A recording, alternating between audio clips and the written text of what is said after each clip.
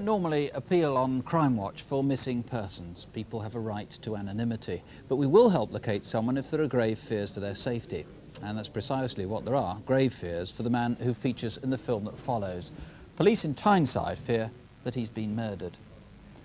Michael Straughan was known as Big and Soft, a Geordie with a tender heart. But on the night he disappeared, he was so preoccupied he walked right past several friends. He obviously didn't see us. He must have been looking for somebody because he just went in the loo and he came straight back out. He was only in for a second. All right. How are you doing? You hang around for a drink? No, I can't stop. I've got to do a bit of business, so I'll catch you later, Fine. OK? I'll see you later. See ya.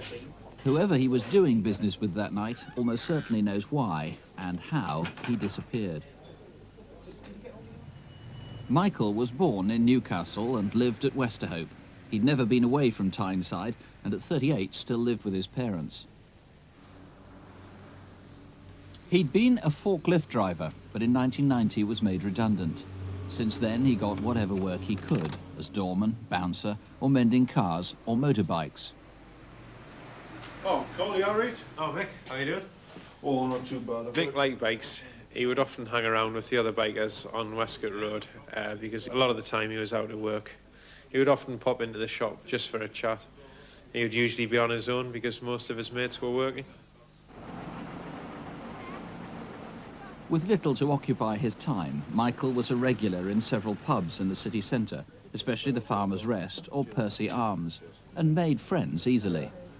I first met Michael a few years ago and recently got in contact with him again, and occasionally we'd go out to pubs in the Haymarket for a drink together. I've spent all day in the shop. Michael had a heart of gold and he would do anything for anybody. And sometimes he used to tell tall stories, but I think it was just to gain affection because he just wanted people to like him, basically. Anyway, I must go. I'll go phone me dad, make sure he's OK. So I'll see you later, OK? Michael loved his home life and was devoted to his mum and dad. His mother's death, a few months before he disappeared, had badly shaken him. He was bookish and used to read and write a lot. This is part of a poem inspired by his father's bereavement. I've lived my life on the wild side. Then I saw a 75-year-old man trying to say goodbye to a woman he's loved. It made me feel so small, and I cried. But for once in my miserable life, not for me, but for him. Oh, Mick was a real good ballad. He was soft, he'd do anything for me. But he was also gullible and, you know, to anyone. He'd do anything for anybody. But he was really and truly soft-hearted. Big but gentle. But not everyone was soft on Michael. His size sometimes attracted trouble, and he may have acquired enemies through drugs. He smoked cannabis and dealt in it a bit to fund his habit. There are rumours that one Friday last June, the week before he disappeared, someone took a swing at him.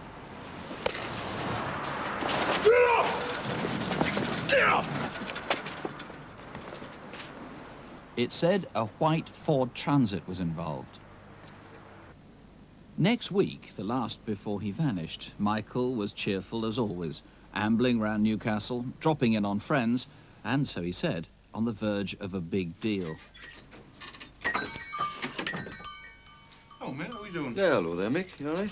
Full of busy? Aye. He was his normal, sort of happy-go-lucky self that day. He said to me that he was going out to buy himself a Mercedes car and that he was putting some deal together which was going to make him a load of money.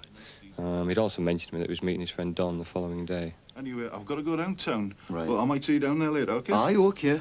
OK, catch you later. Right, we mind how you go, Mick. OK. Yep. Ta-da. Ta-ra now. I didn't really believe him. I just sort of assumed it was another of these pie-in-the-sky stories.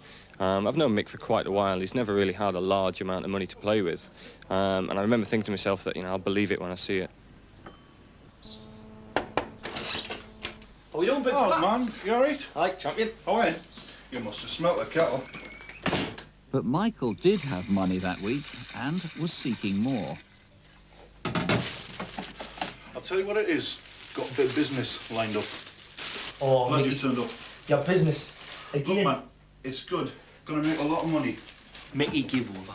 Look, it's sweet. I tell you, gonna make a lot of money out of it. Thought of you. Look, Mickey, All the best to you, but I just don't want any part of that.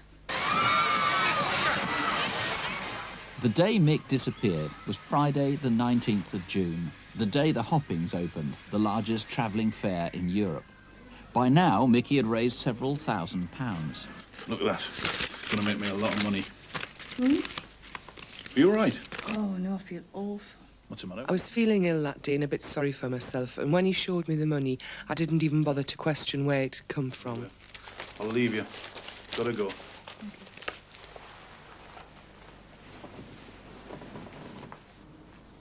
You take care now. I'm off downtown to meet Don. I'll probably catch you later. You take care with all that money on your mind, Mick. Ta-ra.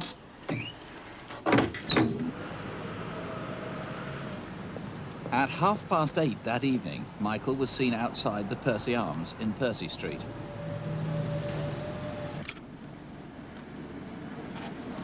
This is Peter Owens, the last person known to have seen Michael before he vanished. I'd arranged to meet some people for a drink that night. I know Mick because Mick books bands for a party at Don's farm, and I play bass guitar in one of the bands, and we'd played at one or two of his parties. Oh, Mick, how's things? Oh, mate, you all right? Yeah. Have you got anything sorted out for the party? Yeah, I'm off. Just waiting for a couple of lads to pick us up. I'm off to Durham. Going to pick up the marquee. Oh, Peter recalls Mickey was relaxed as usual. The time then was 20 to 9. I think it was the very next morning it just hit me. I knew something was wrong because he wasn't, the simple reason he hadn't gotten home to me. He would have moved heaven and earth to get back to me. Michael's car was found 100 yards from the Percy Arms. That was 6 months ago. He vanished on Friday the 19th of June. Inside was Mickey's precious cap. It's almost certain somebody watching this programme tonight knows what happened to Mickey. Please call in. Incidentally, if you saw Mickey anywhere, you'd certainly remember him. Remember, he's 6'3", 23 stone, and pretty fit. Thai boxing champion as well, if not a champion. He used to teach it. So please call us here if you can help. Superintendent George Waugh is answering the phones here, 081 811 8181, or you can call his colleagues in Newcastle. They're on 091, the code for Newcastle, 221 8020. That's 091 221 8020. Evening. Tonight we start with new details that have just become available on the case that's been uppermost in all our minds this week, the murder of 2-year-old James Bulger on Merseyside. The crime is so shocking not only because James was so young, but because every parent can identify with his mother, who lost sight of him for just a few moments. In the past few hours, there have been several advances in the investigation. A psychologist has helped draw up a profile of whoever did it, and we've new pictures of the two boys seen walking off with James from the Strand shopping centre. Other clues are becoming clear tonight as well. We'll start with that security video picture. The Ministry of Defence has employed the same enhancement techniques that were used during the Gulf War to identify targets. Now, these stills may look a little bit fuzzy still, but they're a huge improvement on the originals. This boy is now fairly recognisable. And just this afternoon, the woman whose child was approached by two boys in that same shopping centre that Friday has picked out these boys from the security videos. Police now firmly believe these are the same two boys who abducted James. It's been widely assumed these two are responsible for the little boy's death, but of course we must keep in mind the possibility that they were trying to help him. In fact, a witness has said that two boys with a toddler asked for directions to a police station. If one of those was you, you don't need me to tell you how important it is that you make contact with the police. You can call us now on 081 811 8181. This lad is between 11 and 12 years old. He's 4 foot 9 inches, slightly chubby, although not overweight. He has a roundish face with a small nose and short hair. Note he has a high hairline. He's wearing a black shiny blouse-on style jacket, which probably has a satin finish. It has elasticated cuffs, possibly with a motif on the left side. The other boy is slightly older, taller and slimmer. He's about 13, with a longer face and pale complexion. He has short, straight black hair. Witnesses remember his noticeable brown eyes and dark eyebrows. Both boys had Liverpool accents. If you recognise them, please call us. We can now trace with greater certainty the route along which James was taken after leaving the New Strand shopping centre. That was just after 20 to 4 last Friday afternoon. He probably went down Park Street, just opposite the centre. Just after 4 o'clock, we cross Hawthorne Road into Oxford Road. These pictures from the security camera at Amec Builders Merchants show 3 girls a short distance behind the boys. Those girls have now been identified. They lost sight of the boys at the top of Oxford Avenue. Then the sightings at the reservoir on Breeze Hill.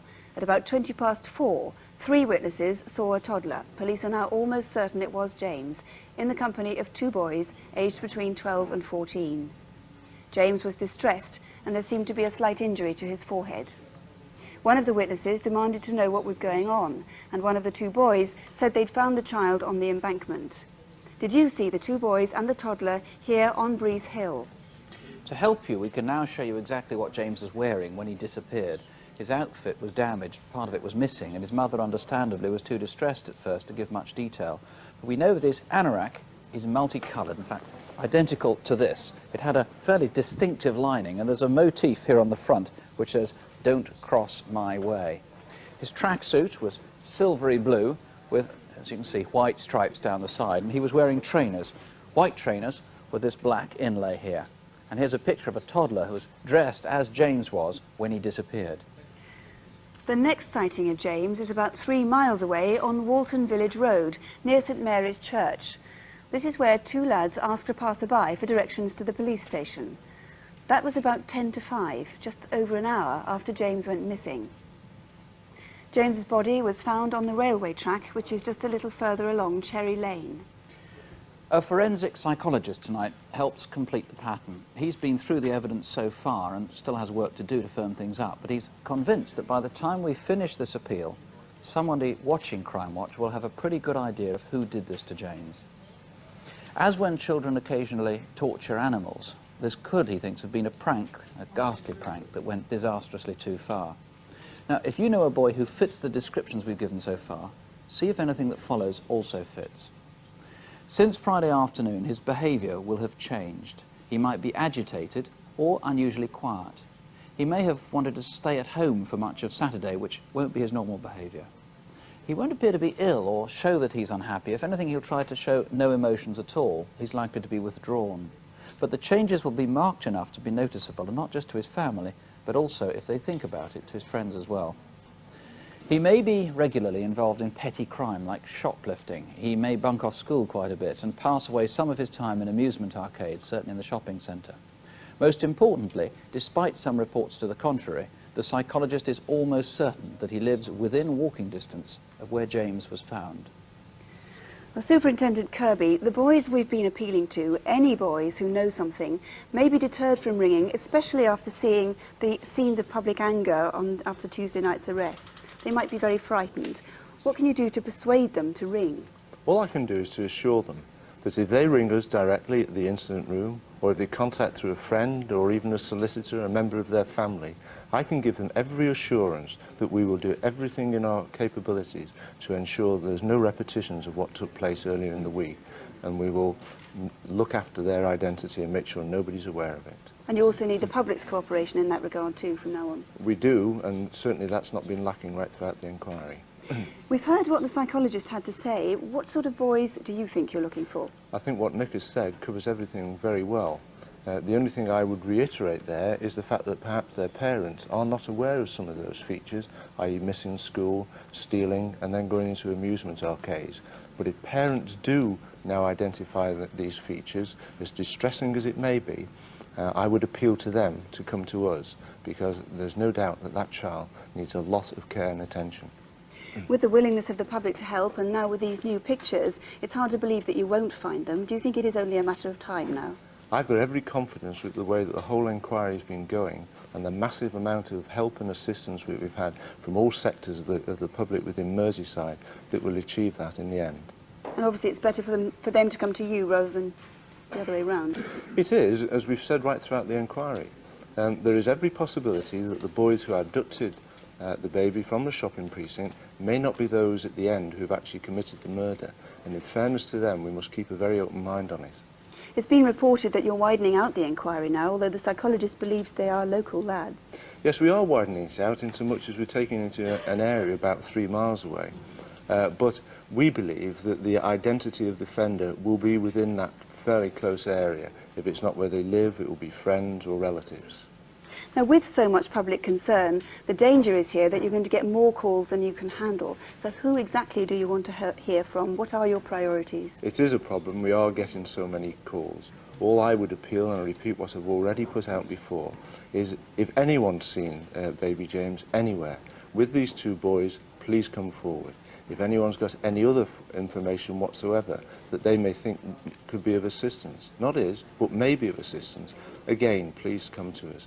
But I think even more important, I repeat what I've said before, if there's any parents at all who've got any alarm and concern, they must, and I stress that, must make some effort to contact us. Mr. Kirby, thank you. This is the number, 081 811 8181 here, or you can call Merseyside Police direct on 2 special lines, and that's 051 777 6488, 051 777 6488, or 051 777 2655. That's 051 777 2655. 16-year-old Claire Tiltman, and she was picked apparently at random. Almost everyone you see in what follows, fire and ambulance crews, witnesses and friends, are the real people involved who've helped us to reenact events. Good one!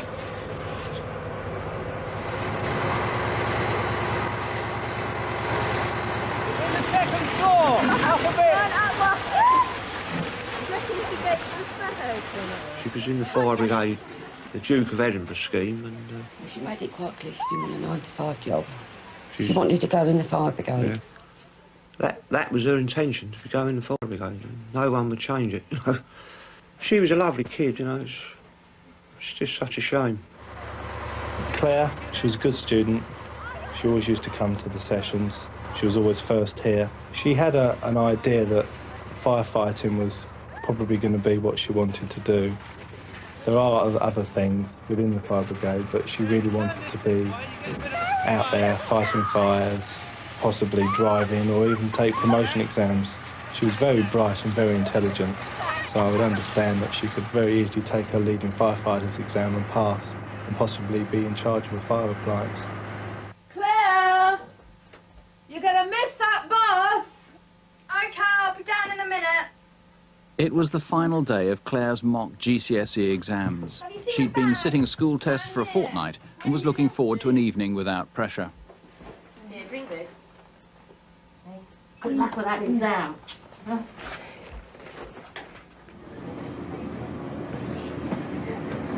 Alright, Claire, how are you doing? Alright, have I told you? I've got a job down Pizza Hut. Oh, great. I was going to pop round later and talk about college and that. Oh, brilliant. Oh, I'm at typing. Oh, maybe I won't bother then. It's only for an hour. Yeah, all right. I'll come round tonight. The exams was the last day.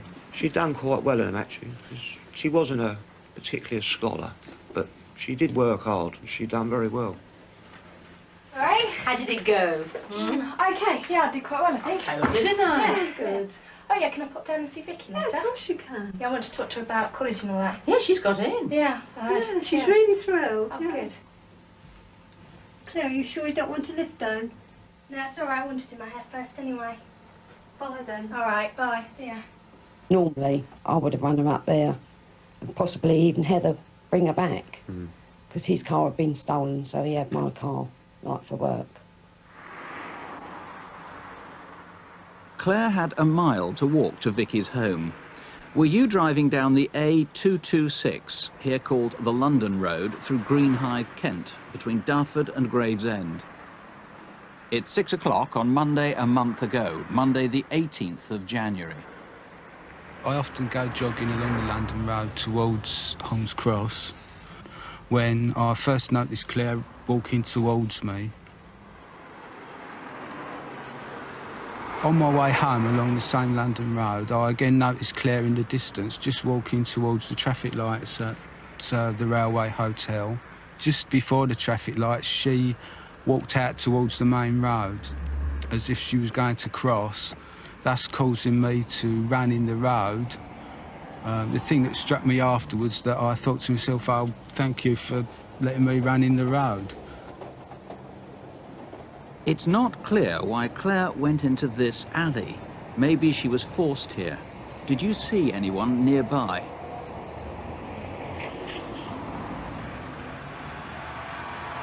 Come down Providence Street, into Station Road, up towards the traffic lights.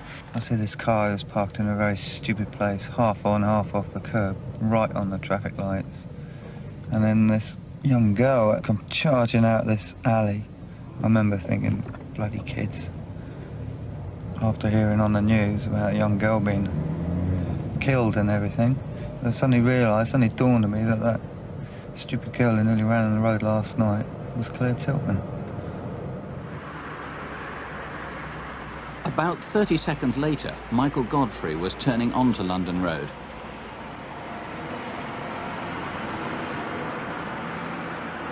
What's that, Ron? Looks like a person. Yeah, it's probably a pile of rubbish. No, it's a person. I'm going to stop.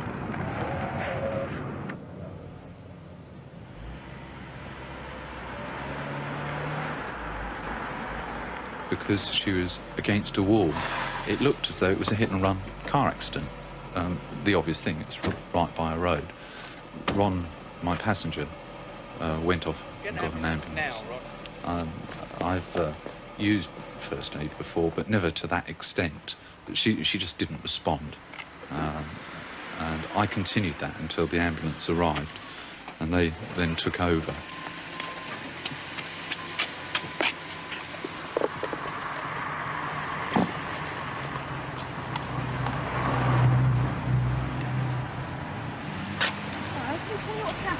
I don't know, I think it's a road accident. Has she got a pulse or No. breathing? No pulse. I've been giving her CPR. She's not responded, and there's no pulse. Vicky? Oh, hello. It's Linda here. Can you send Claire home? She's not there. Right. OK, I'll try Lisa. Thanks. I'll make take over. I'm sure that Claire would have sensed that somebody was with her in that last moment. And I think that's quite important for her family to know that she wasn't on her own, and that she was with somebody and that they were caring for her.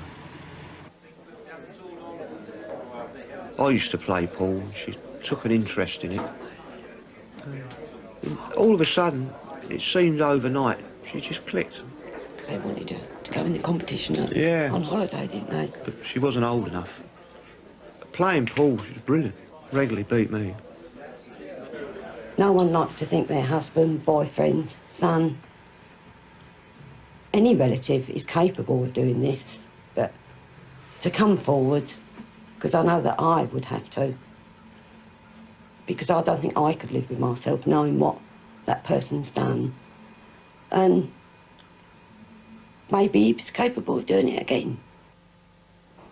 Oh, and Taylor, that must be your fear. This guy's going to do it again. Yes, it is. This was a particularly savage attack. Claire was stabbed several times with a large knife, and I think there's every likelihood that this person could strike again. It's going to be terribly difficult for anybody who knows the offender, particularly if it's his mum or a girlfriend or somebody, to think it really could be him. I mean, what do you think they should look for? Firstly, does he live in the area, do you think? I think there's, in fact, I'm convinced that the person either lives in the area, has got connections in the area, or has lived in the area in the past. And I'm equally convinced that somebody in that local community knows who this person is or suspects who they are, and I would simply say to that person, can you honestly live with Claire Tiltman's murder on your conscience? And can you live with the thought that this person may well strike again? Now, you mentioned she'd been stabbed with a very unusually large knife. It's not the sort of knife someone would sort of carry, like a little penknife or anything. Is there a possibility this guy's got an obsession with knives, a fascination with them? Certainly couldn't rule that out. I mean, it was a large knife, and it's not the sort of thing you would normally carry around, say, for instance, to do like your normal day's work. And so it's an unusual weapon. Given perhaps to unpredictable violence, outbursts of aggression, which perhaps a girlfriend would have noticed. I think certainly after committing an offence as ferocious as this, his behaviour would have been abnormal, and someone close to him, a girlfriend, wife, mother, would actually notice a difference in the behaviour. Finally, just very quickly, that car parked so awkwardly at the traffic lights. You've got to find the driver of that, presumably. Very, very important to the inquiry, very important witness, and we would like that person to come forward. OK, well, if that driver was you, or there's any way that you can help, particularly if you just think there is something there that clicks with someone you know, the number here, 081 811 8181. Alternatively, there's a special incident room which has been set up tonight in Maidstone for Crimewatch calls. Take a special note of the number, please, because the line's already busy here, and it may be difficult to get through. The number there is 0622 654 321. Very easy to remember. 0622 is the code for Maidstone, and then 654 321. It is the murder of a 76-year-old man, killed for the sake of just a few pounds in takings at the pet shop where he worked. Arthur Brumhill had lived in Northampton all his life, and our reconstruction goes back exactly 8 weeks, to January the 21st. Arthur had worked at Denton's pet shop in Wellingborough Road for the past 11 years. Yeah, well, you're a good boy, aren't you, mate? Yes, you are. Since his retirement from running his own business, he'd made his love of animals the centre of his life. Good to see your friends. There you are. Good boy. Night, night. He thrived on the contact with people too, and almost everyone in the neighbourhood knew and liked him. Well, my father was a wonderfully kind person, very gentle, quietly spoken, but a great sense of humour. We've had some very moving letters from children saying how much they loved him and how they'd bought their pets from him. Obviously, it was such a great shock to my mother and myself and the rest of the family, and we're coping. But we are in a sort of limbo, simply because until the person that did this is caught, we can't have a funeral, and we're just about coping, but it's very difficult. Thursday the 21st of January, the day Arthur died. He'd been in charge of the shop for a fortnight while the owners were away. I got your orders for you. Oh, that's great. Thanks a lot. There you are. How much do I owe you? £3.80.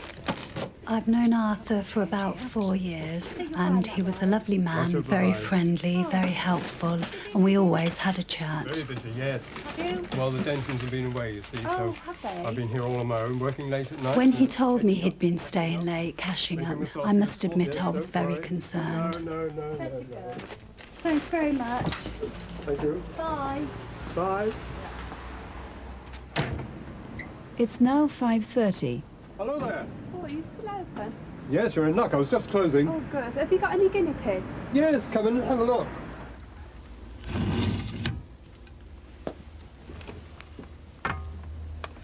Now, this is a very friendly one. Very docile. Sure you A like it. male or a female? To be honest, I don't really know. Yeah, I like that one. I like that. It's a really nice one. Yeah, Jolly I like good. that. I'll put it in a box for you. Right, thanks very much. Well, good night then. Bye then. Good night.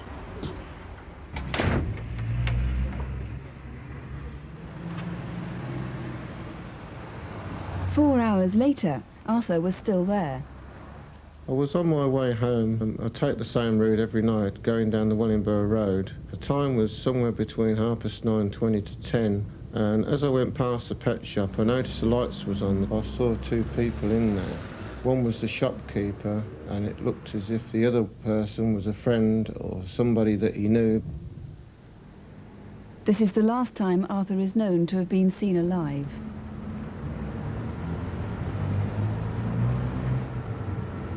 At about 10:20, round the corner from the shop, this woman was arriving home after an evening out. As I walked across towards my house, I saw a man hanging about by Stonewright Memorials, and he looked really suspicious, and I sensed that he was watching me. He knew that I'd seen him. I actually had eye-to-eye contact with him. And after that, I sensed that he watched me all the way to the door. And as I got to my door, I looked back once more, and he was still watching me. Between 5 and 10 minutes later, I looked out of my front door, and the man had gone. Early the next morning, another man drew the attention of several local people.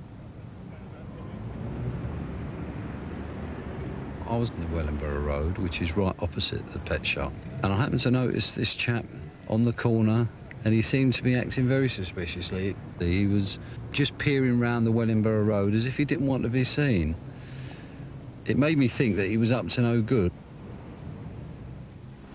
20 minutes later, a couple of streets away, I was going down to get me newspaper I could do every morning. It's about a couple of minutes walk down to the shop and back. When I saw him, I thought he was coming out to get a bus, and then he suddenly turned round and went back. Sort of didn't take a lot of notice of him the first time. I carried on down the road further to the next junction, and I see the same chap, and he was throwing something which I thought was rather peculiar. I just carried on and went and got me paper, and when I came out, he was there again. I looked straight at him. He got blood down the front of his tracksuit. at 8:30, the assistant arrived at the shop to start work. Morning, Arthur. He found Arthur's body. He'd received several heavy blows to the head. Oh, Bob Thorogood, you do know what the murder weapon was? Yes, it was a tyre lever exactly like this one. One like that is missing from the shop. The man in the yellow tracksuit was seen throwing something. Could that have been what it was he was throwing? Yes, it could. It was about the same length. And although where he threw it, the rubbish was cleared away, it may be that someone's taken it home. I do need to recover that quickly. Whatever it was, even if it wasn't a tyre lever, if you saw it, please give us a ring. What description do you have exactly of the man in the yellow tracksuit? Well, he was in his mid-30s. He was about 6 feet tall, with blonde hair, and on the morning he looked quite dishevelled. And what about the other man in yellow seen the night before, the night that Arthur died? Yes, of course, that was a very different yellow jacket. It was like a road worker's fluorescent jacket. And he was in his early 30s, about 5 feet 10, with short dark hair, but he was clearly a different man from the other one. You're convinced of that. What about the description of the man seen in the shop with Arthur shortly before he died? He was in his late teens, about 5 feet 5, with mousy brown hair.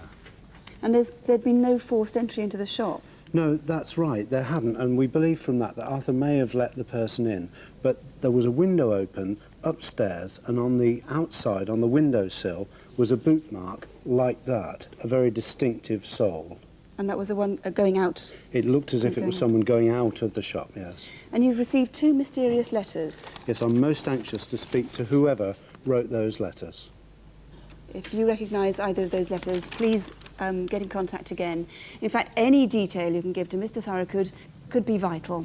If you saw anything that Thursday night, it was the 21st of January, or if you know of any possible reason why anyone would want to kill Mr. Brumhill, please ring. The number here is 081 811 8181, or you can ring the Northampton Police Headquarters on 0604 700 700. That's 0604, the code for Northampton, 700 700. Jean Bradley was murdered beside her car in a suburb of West London.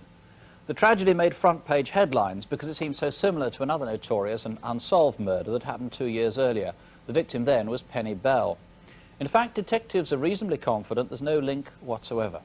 But they do think Crimewatch viewers may be able to solve Jean Bradley's murder. And you're about to hear from 3 crucial witnesses and see for the first time a portrait of the killer.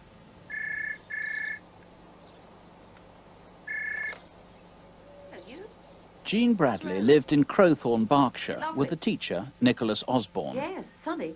Well, I last spoke to Jean on the Sunday before she was killed. I was in Rome with the school trip. What did the forum look like? So she particularly asked me to check Rome out thoroughly because a week after I was due back, both of us were off to holiday in Rome during Easter week it was going to be. And she was actually very much looking forward to that. Jean specialised in helping companies move premises. Her own office was in New Bond Street, 30 miles from her home. When she moved to her new job in London, we had some trouble working out the best way to commute in. Acton Town Station is just round the corner. But she found that the best way was to drive halfway in and then take the fast tube line from Acton. Couldn't be more convenient, could it? Seems a nice, respectable road. Think the car would be safe here? Jean was very keen to keep her car immaculate, and certainly the reason why we checked out the roads in which she parked her car was for the safety of the car. We had no idea, no views on sort of her own personal safety. It just simply wasn't that sort of area. Jean had left work and travelled home on the Piccadilly line from Green Park Station. She arrived at Acton Town at about 7:20.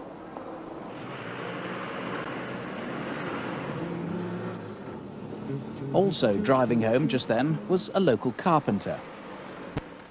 Jean had stopped off en route to buy a couple of cans of drink. Another commuter remembers passing her in Gunnersbury Gardens, and she recalls that no one else was in the street.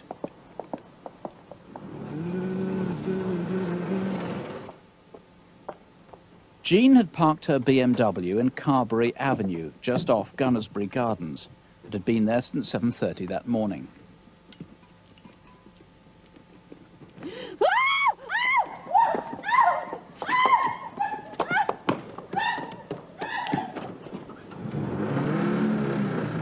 As I was driving down Carberry Avenue, I seen a man and a woman tugging at each other on the pavement. I see it was pretty serious, as the man was holding the woman down and kind of like standing all over her. You kill him! A woman and her son passing in a Ford Escort were able to follow the attacker. I said to my son, oh, he looks as though he's done something. Come on, we'll follow him and see where he's going. He's quite a tall man and taking long strides, but he wasn't actually running away in any great hurry. He looked really odd because he had a silly hat on that looked a bit like a sou'wester. It's not the type of hat that you would wear around this part of the world. I was halfway down Gunnersbury Gardens when I was aware of this white van rushing up behind me, and I sensed that he was in a great hurry to overtake. I think you better go and ring the police. All right, Ned. You just attacked a woman back there. Do you want to try it on with me now? Come on. The man was very pale. His cheeks were very drawn in, and he had a darkish stubble, possibly 2 days' growth. He was very cold. He could stare right through you. As he came towards me, he raised his hand, which had a black bag wrapped. I didn't know what he had in it. It seemed pretty rigid. The two men ran off into Gunnersbury Lane, just off the North Circular Road. The woman in the Ford Escort was able to get ahead of them. I had a very good look at the tall man as he was approaching me to cross the road. He was a good 6 foot to 6'3". The van driver was a pace or two behind him. That man there, he's after attacking a woman. Call the police. At this point, I decided it was best to go home and make sure that my son had called the police, and I just watched them head off towards Acton Town Station.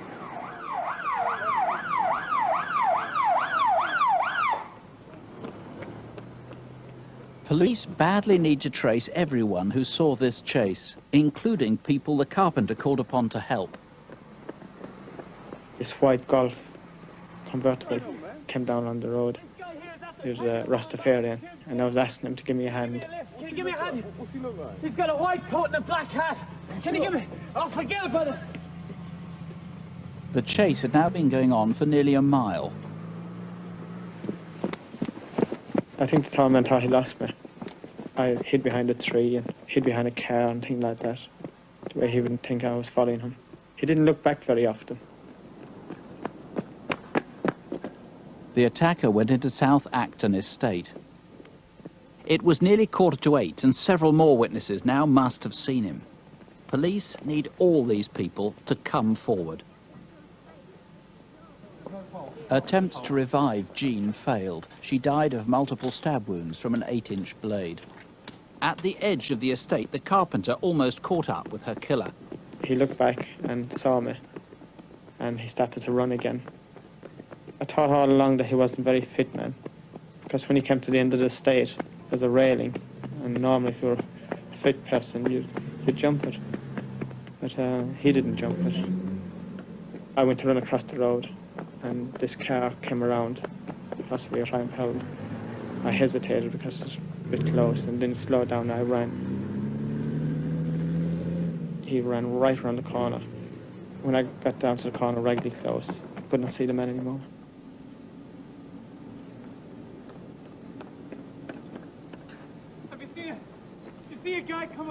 But unknown to the carpenter, one man had a clear view of the killer's next move. The man I saw was definitely on edge, because He was moving backwards and forwards in the doorway. Go and get the police. He had a cream 3/4 length parka, jet black hair, black trousers. They were short because they were flapping above his ankles. He was definitely flat-footed.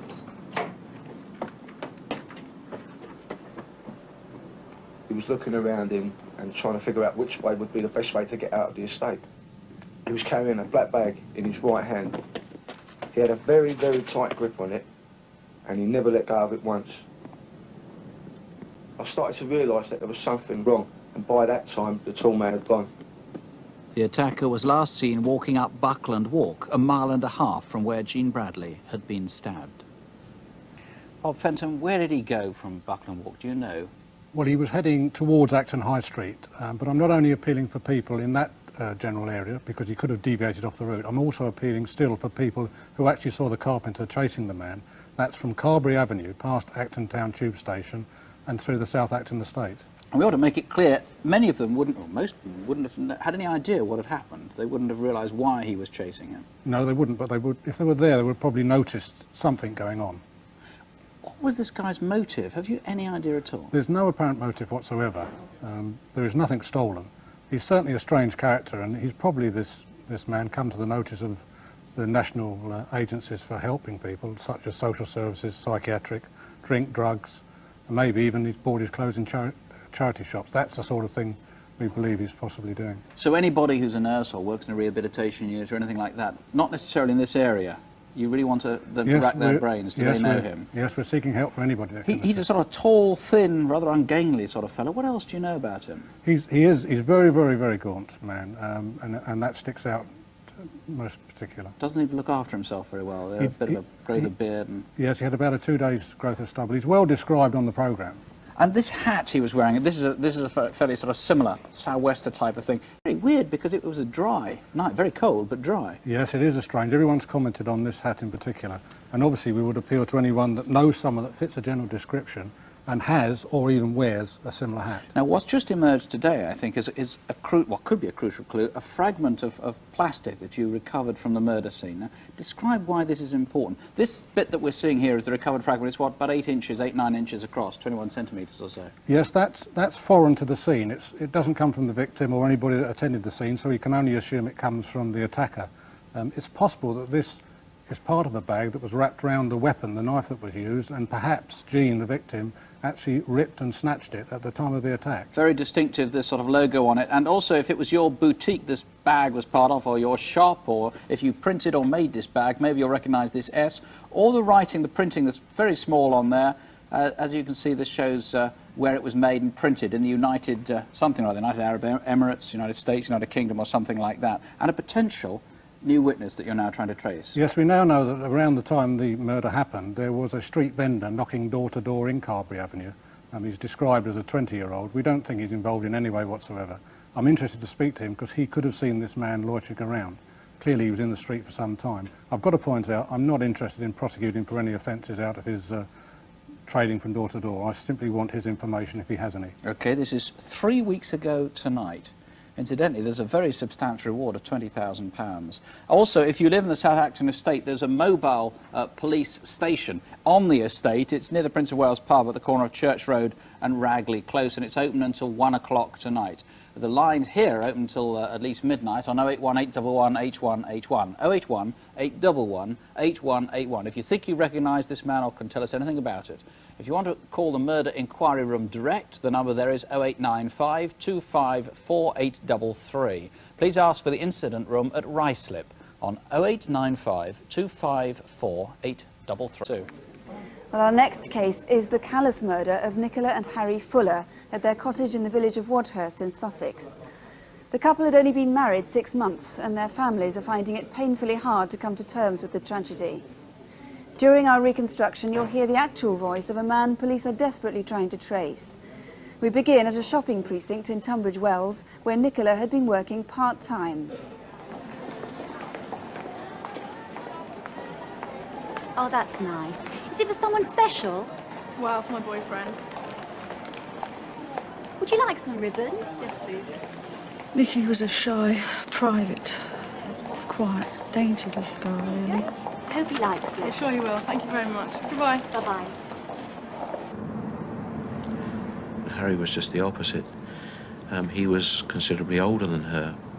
A very likeable character, though, larger than life, but he seemed to come from a different way of life than that we were used to.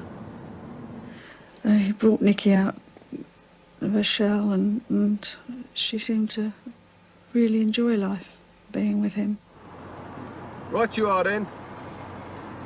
OK, you're a gentleman. Just leave it to me. No problem. Cheers, mate. Harry was always very protective towards Nicky. There was always a house full of flowers. They met in June and the wedding was in August. The whole thing we thought was rather quick, but it was like a roller coaster. Once it started, there was no way of stopping it. But again, they were very happy. We grew to like him very much. He used to come here to Sunday lunch most weekends. He seemed to be looking for a sort of a family unit, and he certainly became a very popular member of the family. Hello? OK, mate. Leave it to me.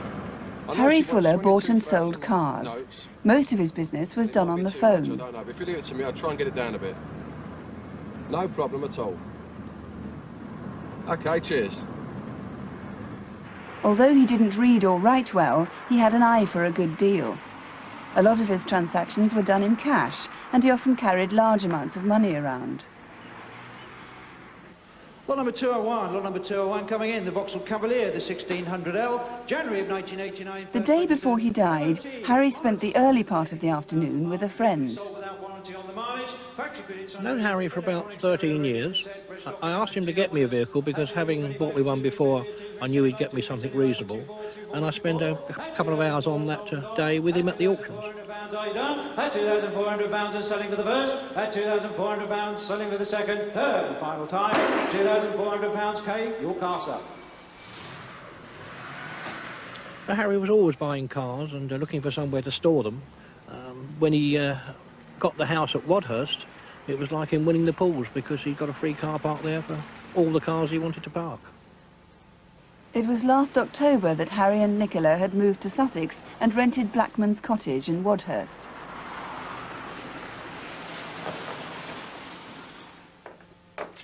It's Tuesday evening. Nicola was going out to a reunion with some friends at a restaurant in Tunbridge Wells. Okay. I better go and get ready. Oh, your friend phoned earlier on, but she's going to ring you back later. A few days earlier, Harry started recording his phone calls. No one knows why. This is the only caller police haven't been able to identify. How are you doing? Very well indeed. It couldn't be better. I popped over last night to see you. What time? About 7. I was up the gym, up at the golf club at Tysus. There were some lights on, but I knocked. Right. See you in the morning, my darling. Hey, matey. 8 o'clock. Take care. Bye. Ciao for now. Harry was a late riser, and to agree to an early morning meeting was very unlike him. Oh, it's Harry. He's on time. Harry had arranged to meet Nicola at the restaurant at about 11 o'clock to bring her home. Thursday. You're going Thursday? Yeah, to Lanzarote. Nicky was one of my closest friends. We'd known each other for a number of years. We used to go out together. Yeah, I hope so. It'd be a nice break, you know. Hello, Harry. Hello. Nicky and Harry seemed very happy together. They were going on holiday to Lanzarote the following week. She was really excited about going to get suntan before the summer. Early the next morning, a postman was startled by a car pulling out from behind the Fuller's cottage. It's normally very quiet in the morning. A dirty blue Ford Escort pulled out in front of me, which caught me by surprise. The passenger seemed 35 to 40, tall and well built, and the vehicle travelled towards Tunbridge Wells. Half an hour later, at about 7 o'clock, a witness saw 2 men get out of a cream-coloured Sierra and walk up the path to the cottage. The witness who saw these men gave the information anonymously. Police need him to contact them again. Hello, old son. Nobody saw the 2 men leave, But we know that Harry went out of the cottage about an hour and a half later, leaving the door ajar. Good morning, can I help you? 20 Embassy number 1, please. Thank you. 226, thank you.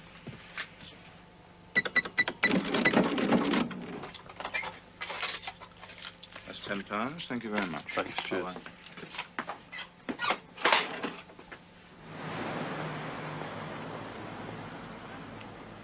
Nicky had gone to a reunion on Tuesday night, and I hadn't spoken or seen her since Sunday, so I decided to ring her at 8:45,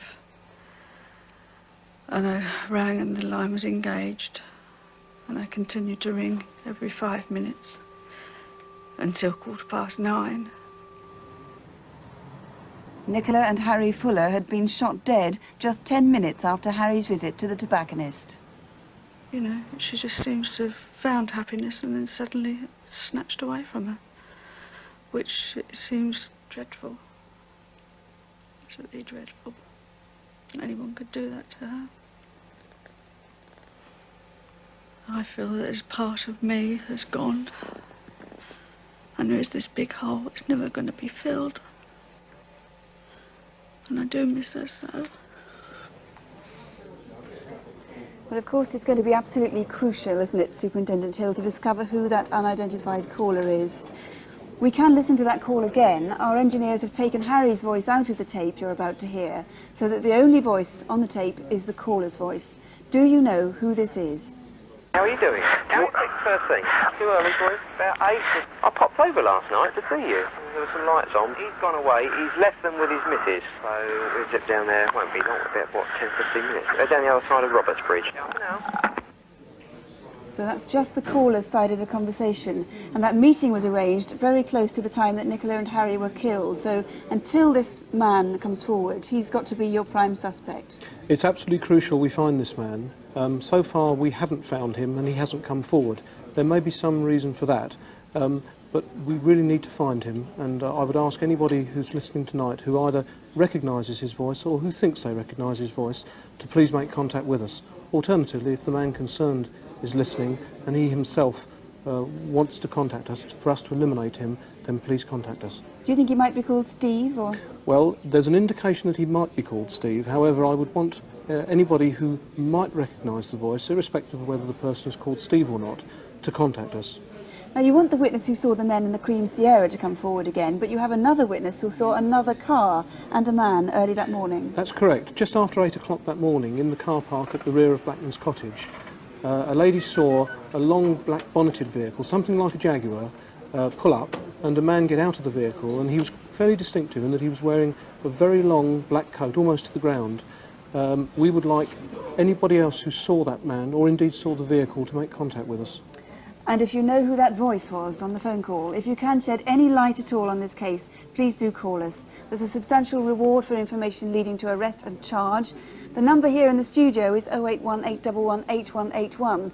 Our lines here are very busy, as they were last month, so do take a special note of the incident room number at Sussex Police Headquarters, and that's 0273 480 999.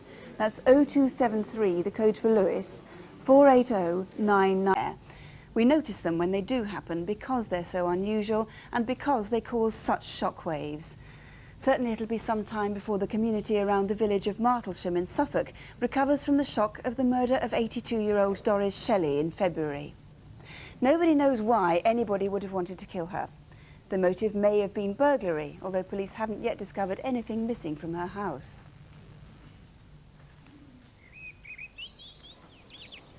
Mrs. Shelley had lived in the old mill house for the past 30 years.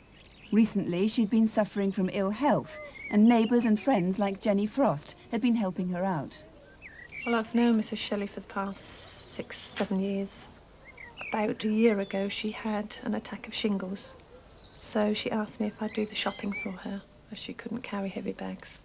So for 3 times a week, I did her shopping. Cold out there, isn't it, my dear? Very happy lady.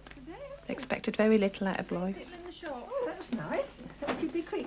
You got everything for me? Yes, all your important bits. A keen conservationist. She loved her garden, her animals, all the wildlife. very keen to listen to nature programmes, always up to date with current affairs, especially if it involved animals or anything to do with animals. She's a very kind, caring person, really. She has 2 cats. She thinks the world of, always talking to them, chatting when she goes in the garden, calling them. Sometime towards the end of January, another neighbour, Jacqueline Bear, was surprised to see that Mrs. Shelley apparently had a visitor. I was driving through from Woodbridge on the main road at Martlesham, and as I was coming towards her bungalow, I saw a car parked actually in the main road with its hazard warning lights on. The boot was open, and I did see a man sort of hurrying into this little side gate. The gate leads directly to Mrs. Shelley's house.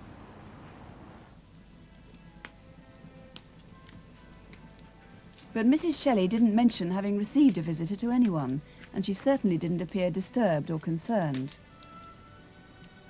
A couple of weeks later, Jacqueline Bear noticed the visitor again as she arrived home with her mother. She said to me, "There's that car again." And I said, "What car?" And she said, "The red one up near Mrs. Shelley's." So then, of course, I had a look, and I saw a man from the side of the car walk into the little gate. It is possible the man didn't actually call at the house. In any case, Mrs. Shelley again showed no sign of anything worrying her.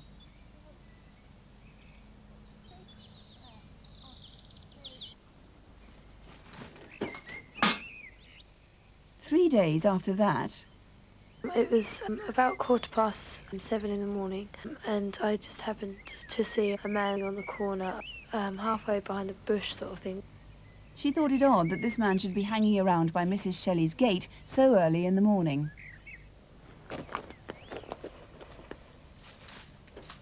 The next morning, she saw him again.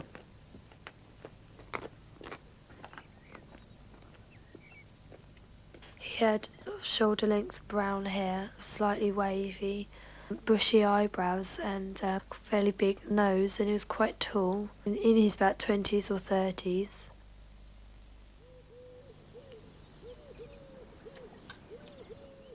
Wednesday, the 10th of February.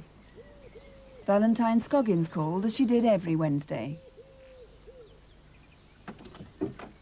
Known Shelley about 10 years. I used to shop for her. They all came. Yes, yes. She asked me to get some shopping for her, which I brought round 10th of February, about 1:45. And I just said hello to her and how are you, and she paid me and I went off again. Mrs. Shelley didn't say she was expecting anyone, but an hour and a half later she'd obviously received another visit. Mary Whelan was coming home from work. At about 2:30 I noticed a bright red car parked in Doris Shelley's drive. It was very unusual to see a vehicle in Mrs. Shelley's drive. Sometime between then and the following morning, Doris Shelley was viciously attacked. Jenny Frost found her. I came to see Mrs. Shelley on the Thursday, late morning as usual, and got no reply. So I knocked on the window and I saw her laying on the floor.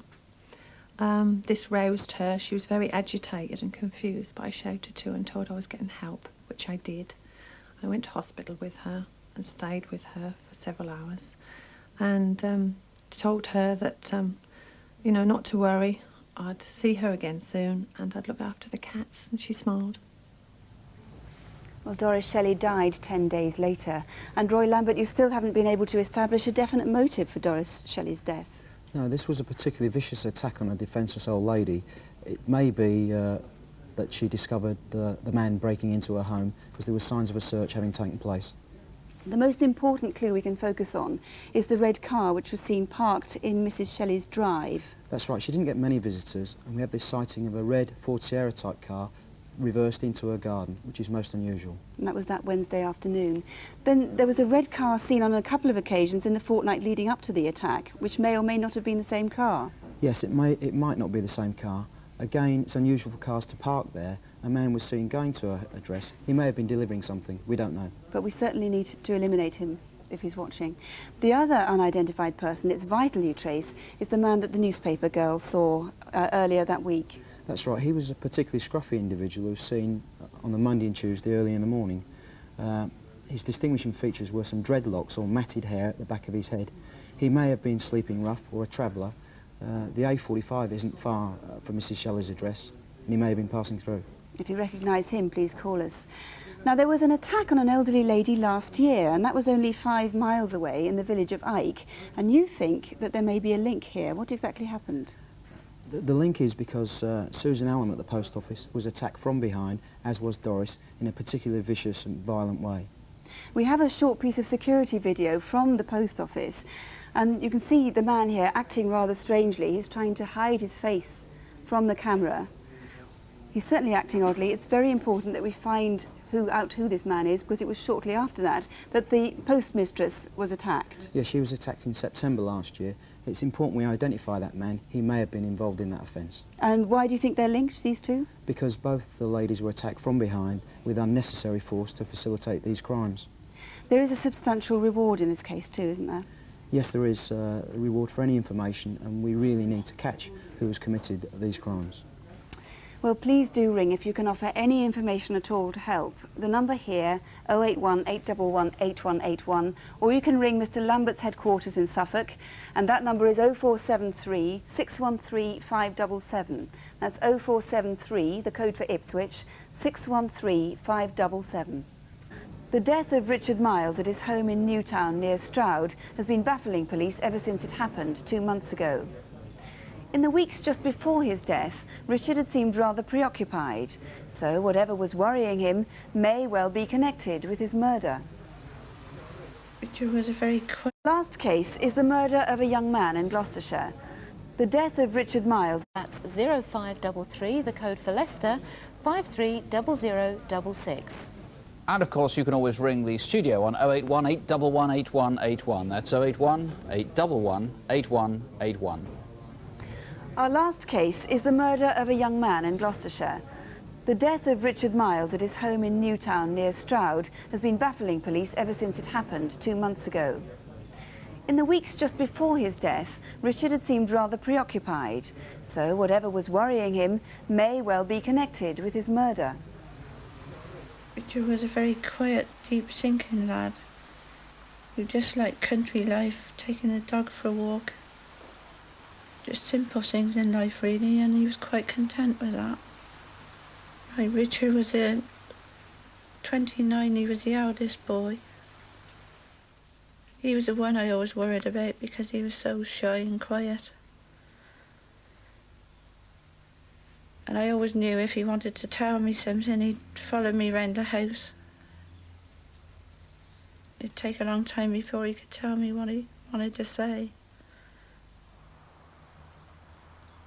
Richard still lived with his parents in a tiny hamlet called Newtown, near Straughan. It's off the A419 Stonehouse to Eastington Road. He was terrible for getting up in the mornings. It was always a job to get him up.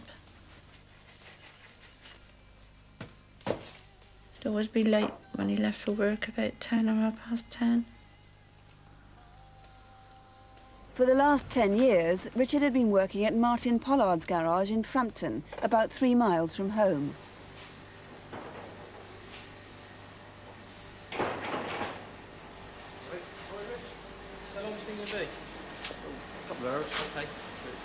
Richard was always late for work in the mornings, but he always made his time up. He was always last to leave at night. His speciality was sports cars and classic cars. It's a very labour-intensive job, and he was very good at it. In the recent weeks, he seemed preoccupied. Nobody knew why. They didn't like to ask. He was the sort of lad that you didn't like to pry into his business. Sometime in the middle of January, the woman who lives next door to the Miles remembers a disturbance one lunchtime.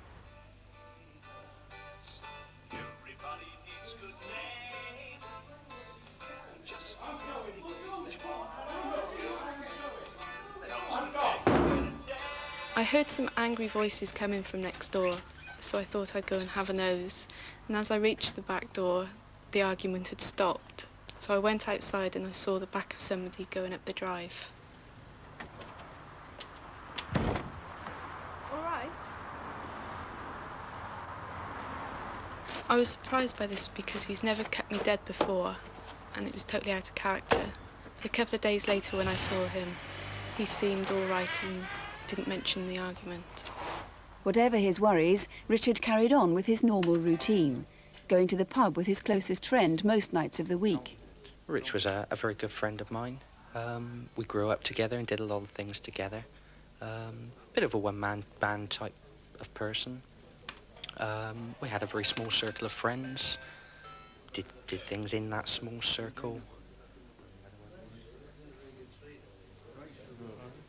We never had any reason to argue or disagree about any subject or anything at all. I don't believe he could start an argument or anything like that with anybody, really. Your glasses, please, Leitch.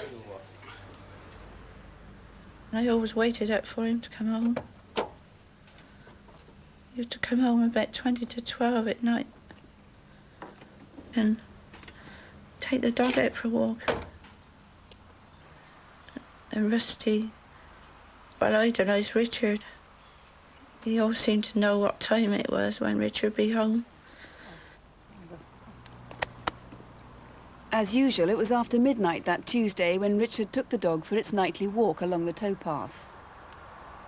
Richard spent very little money, but he'd regularly buy quantities of cannabis and always enjoyed a smoke by the canal. It's lunchtime the next day.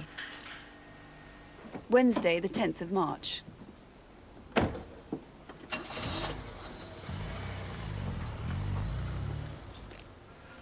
Richard usually bought sandwiches at this petrol station and ate them back at home, but no one at the garage remembers seeing him that Wednesday. Richard did go home, though. A witness remembers seeing his car.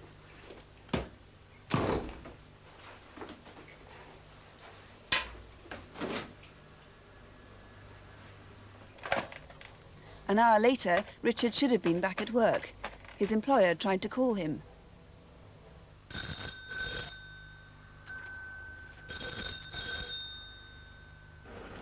At 2:35, this witness was driving past the back of the Miles's cottage. I passed the last cottage and glanced to my left. I seen two men in the field, which made me inquisitive. They looked as though they were squaring up for a fight. A couple of 100 yards along the road, the witness remembers seeing a young woman with a child in a buggy. She was heading towards that field. Now quite worried, Richard's employer went to look for him. It was so unlike Richard to be late back from dinner that I was concerned whether he'd had an accident or had broken down, so I went to look for him. When I seen his car at the back of his cottage, I wondered whether to go in, but I thought perhaps he mightn't like that. Half a mile away, this schoolgirl was jogging alongside the canal towards Newtown.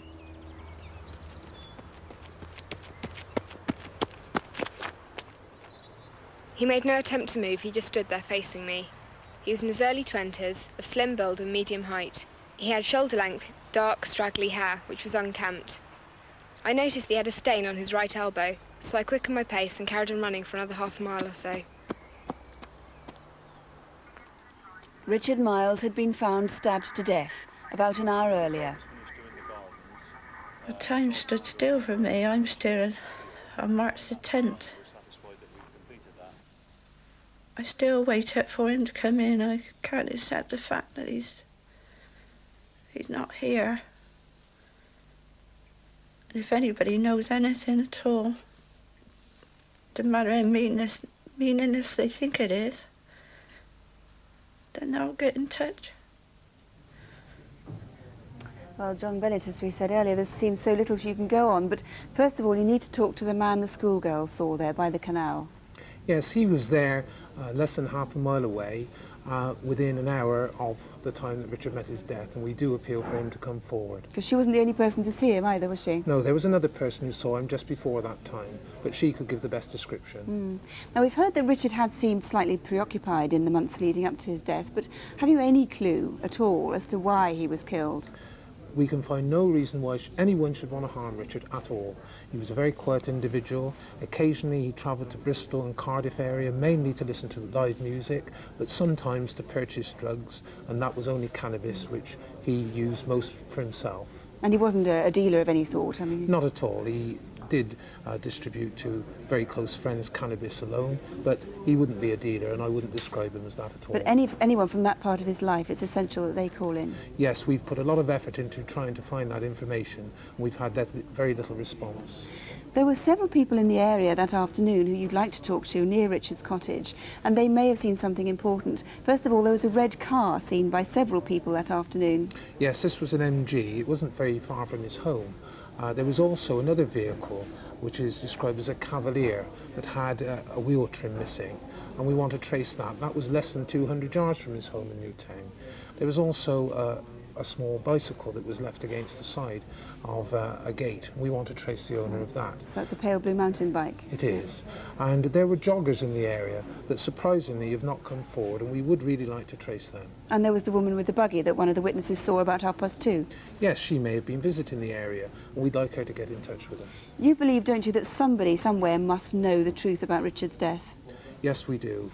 The investigating team believe that somebody does know precisely why he met his death, and perhaps who actually caused it.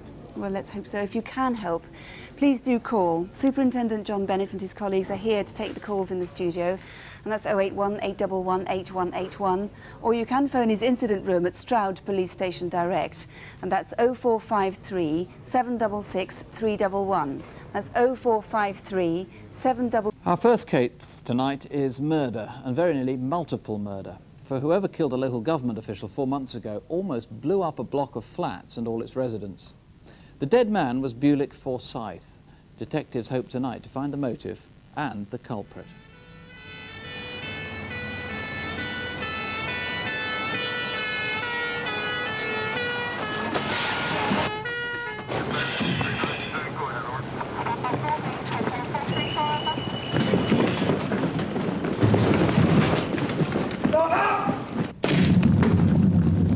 Love, is anyone in there? Well, I don't know. Mr. Forsythe lives there. If he's in or not, I don't know. Oh, there's someone in there. Get a move on. Get in here, Sam! On the meter! Lock it up! We've got a body in here, Gov! There's a body in here, Gov! One man found in back bedroom, apparently dead. The fire had been started deliberately. The dead man was 42-year-old Bulic Forsythe, and he'd been murdered, beaten repeatedly and savagely around the head.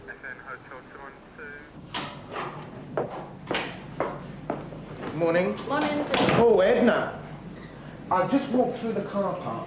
It's a complete mess. There's cars blocking in social work. Bulic worked for Lambeth Social Services at our headquarters in Clapham for over 4 years. Although he was considered by some people to be rather overzealous, in fact, his bark was much worse than his bite. This morning, I came through the yard. There were cars wrongly parked, blocking other people in. Social services cars can't get out in an emergency. Amongst his responsibilities were premises management of some 10 social services buildings around the borough. He was a very conscientious and efficient office manager. And in fact, senior management in social services often asked him to write important policy documents on health and safety procedures. I would say that he had a very genuine concern for the welfare of staff. Hello? Yes. Bulic Forsythe speaking. We generally heard very little from him about his private life. Really, he kept very much to himself on those matters. Bulic moved to Foster Court in South London 4 years ago. In 1990, he'd married an American, but he loved his job too much to emigrate. So his wife, now pregnant, was planning to join him in Britain. Oh, I'm fine, thank you, Mrs. Harris. Their baby was due in May. I'm so overjoyed at the moment to think that at 42, I'll be having my first child with you. He was very excited and said, Dee, I can't believe this. At my age, I'm going to be a father. He said, somebody up there must love me. I said, please, don't you tell anyone until I'm sure. But I guess I should have told him to tell the world, because as soon as I hung up, He called my mom, he called his friends, and I heard he went to the pub, and he told everyone.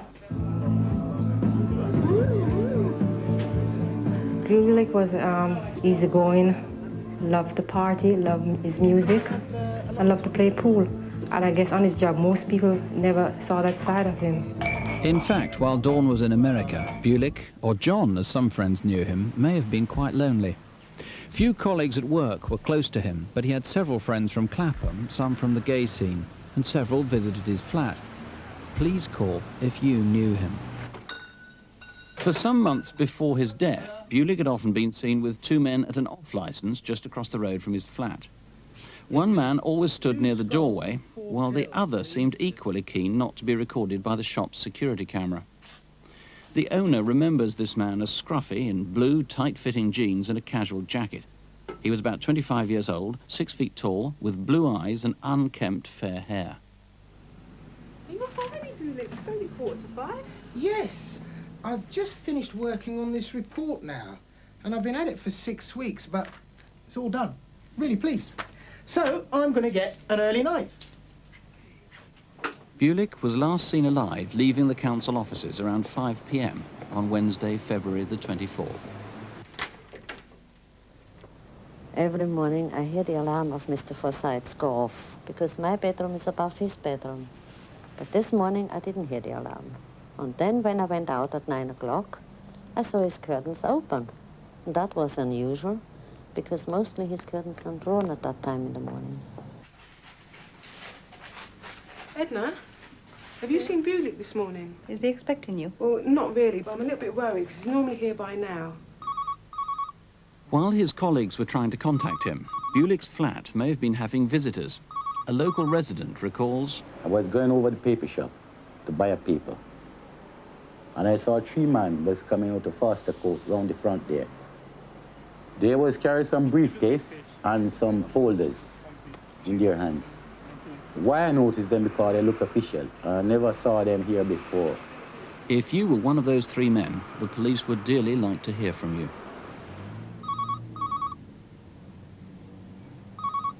Four hours later, just before 2 o'clock, the same resident who'd seen visitors at the front noticed something unusual at the back of Bulic's flats. I saw a white car parked there in the corner with 2 men sitting in it, and they was gazing at me. They're well dressed, and one of them have black hair, the other one have a brownish hair. I live here for 18 years, and I never see a car parked there before. Come on, answer the phone. Mike, I'm getting concerned about Bulic. I'm going to go around to the flat later, see if he's okay. When she got there at 5 p.m, Bulic's curtains had been closed. Someone had obviously been in the flat that day. Bulic! Bulic! Are you in there? Open the door, Bulic! Bulic was probably inside, but almost certainly now dead. Then, later on that night,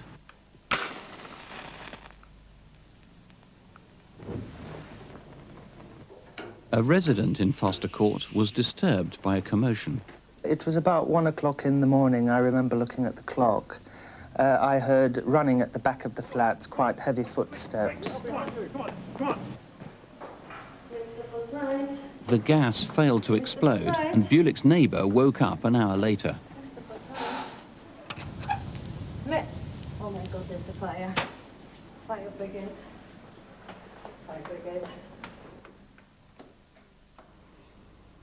Please call. I would like to know why he was murdered. And for my sake, my baby's sake, and his family, we all want to know why. If you know anything that could suggest a motive for Bulic Forsythe's death, do please ring. And would this man, a friend perhaps called Steve, who's maybe a bicycle courier, call as well? Or were you one of the 2 friends seen with Bulic in the off-licence? Can you help eliminate the 3 men who were leaving Foster Court? We know some documentation is missing from Bulic's flat. It could be personal or it could be connected with his work. Do you know where it is? Or have you been offered Bulic's watch, a silver Rolex Oyster model, R16220A7? Who would be so crazy as to set fire to a building in the dead of night with families asleep in all the other flats? Detective Superintendent Brian Tompkins is waiting for your call, or you can ring another number, the Murder Inquiry Room at Gypsy Hill, 071 326 1212. That's 071 326 1212. Our last case tonight is a murder in the West Country. In the early hours of Saturday, the 26th of March, a woman was reported missing from her home in Bristol. The following Sunday afternoon at Sharpness Docks, 20 miles away, a body was discovered. Investigating officers from the Gloucestershire Force arrived at the pathologist's lab for briefing.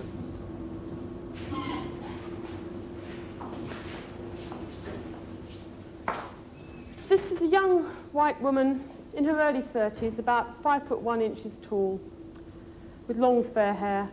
The cause of death is compression of the neck. The dead woman was identified as 32-year-old Carol Heather Clark from Bristol. Carol was my youngest daughter. She was a happy sort of kiddie. Then as she got older, she had these ideas about going modelling and travelling and everything else.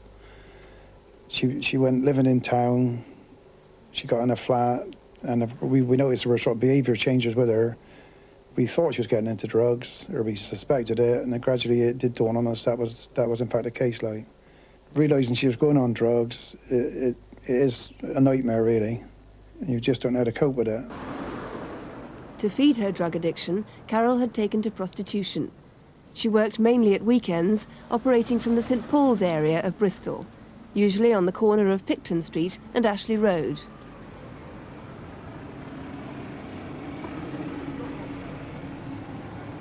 Carol, she was a really good friend of mine, and she loved kids. I think she was like a child herself, like in lots of ways. And she really loved my little girl. She had a problem with drugs. That's an illness. I really do think she wanted to stop. And she wasn't a bad person. Carol lived in Picton Street with her boyfriend. Come home from work, bath would be running. She'd be happy to greet me, because she hadn't seen me all day. She'd be in an excited mood. She was a very independent girl. I didn't like what she was doing. She needed the money. She needed to control her own life. I used to just look out for her and protect her. Although she had a drug problem. To get over her drug habit, Carol was being prescribed the heroin substitute methadone. Every Thursday, Carol would collect her week's supply, accompanied by her friend, Chris Myler, a psychologist. I've known Carol for about 6 or 7 years now, and she'd come over once a week. I was trying to help her get over her drugs problem. And she had such courage and such determination. She was winning. And I'm full of admiration for her. And it was lovely to see her on that Thursday looking so happy and so full of optimism. She was really beginning to feel up together, and it showed. Carol was still wearing her hair in this French plait the following day, the day she disappeared, Friday the 26th of March. I arranged to go out that evening. Also, we arranged that I'd call her later on, early hours of the morning, to make sure she was okay. She was in a good mood that weekend. We arranged to do some parties, and she was in a happy mood. Okay, I'm off now. Be good. Be careful. See ya. Carol nearly always wore this outfit when she was working. At about 11:30, a local couple on their way home remember seeing her. We're driving home about 11:30. The car breaks down. We managed to coast it onto Picton Street, where I noticed a man and a woman talking. The man seems to be getting on the lady's nerves. He was about 5'11" to 6 foot, 28 to 30 years old. His hair was mousy coloured, swept back in natural waves. I can see she's very agitated. On Picton Street, I had the bonnet up, basically messing about with the car. Hey, have you got a light, mate? Look, I don't smoke, all right? Right, I was really irritated. The man seemed to have been drinking. Eventually I went over to the phone box to phone my dad. He came down and told us way. But while I was waiting for my dad to come down, which took a good 20 minutes, a white car pulled in. I could see she was talking to the driver, but I don't know what happened to her after that. But by midnight, Carol was back at home. Hi. It's me. How you doing? I'm cold, tired and hungry. When are you coming home? Be about an hour, okay? Can you get me a kebab? Sure. Bye. Just say, mate. Well, I got home about 2:20, early hours of Saturday morning. Gone into the flat. Everything looked normal. The lights were on. Carol? Carol? Carol, here's your kebab. It looked like if she just stepped out. Her makeup's there and her handbag's there, her Methven's there. Everything looked normal. Then I saw the note, which states that she left at 1:30, early hours of Saturday morning, and that she'd be back at the latest about 2:30 a.m.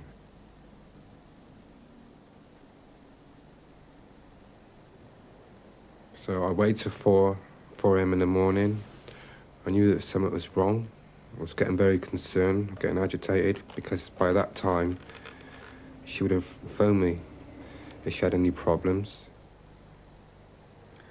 Yeah, police, I'd like to report someone missing. Some 5 hours later, that Saturday morning, about 20 miles away in Sharpness Docks, a local man noticed a couple in a Volvo.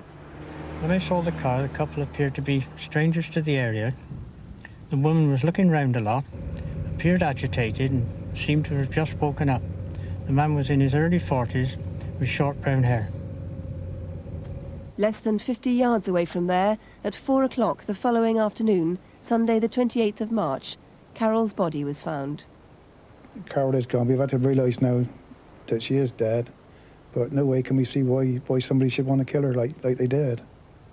And some days we can cope with it, some days we can't. It's like a nightmare. It just makes you feel numb and horrified all the time, like, you know.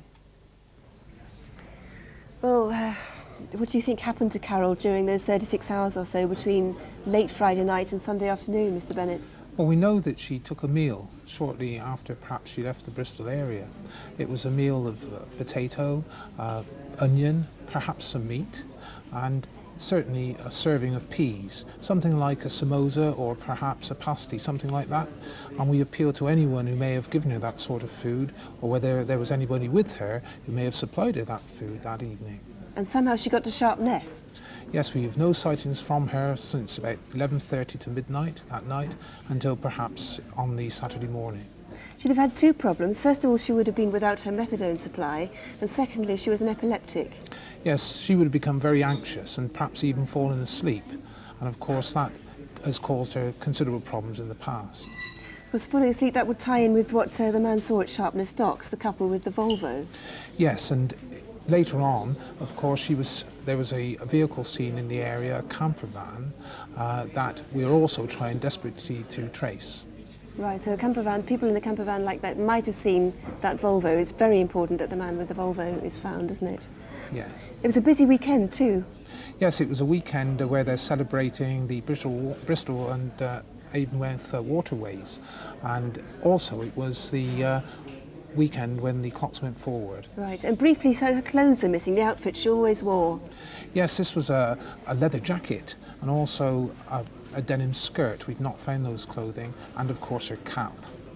Right, well, if you can help, if you recognise anything, this is the number in the studio to ring, 081 811 8181, or you can call John Bennett's headquarters direct, that's Stroud, 0453 766 311. That's 0453, the code for Stroud, 766 311. Our next case is what the detective in charge of it describes as the most baffling he's ever tackled. In fact, apart from this teacup, there's almost nothing to go on. The cup, which hasn't yet been washed, as you can see, belonged to Harry and Meghan Tooze, who probably took it off the shelf in honour of an unexpected visitor. Was that you? Or do you know who it might have been? What does seem clear is that someone who went to see them on their farm that Monday morning did not reciprocate their friendship. Chiarywine Farm nestles between undulating hills near the village of Llanharry, midway between Cardiff and Bridgend. Come on. Where are you, you little buggers? Come on. Come on. There. You may have known Harry Tooze from his market garden business, though he retired some 7 years ago. But he was still proud of his cabbages, which he guarded jealously from rabbits with his new shotgun. His old one had been stolen about a year ago.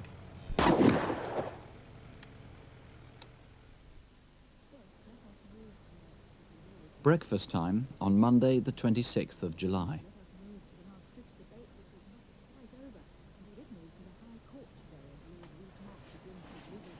Was that all right then?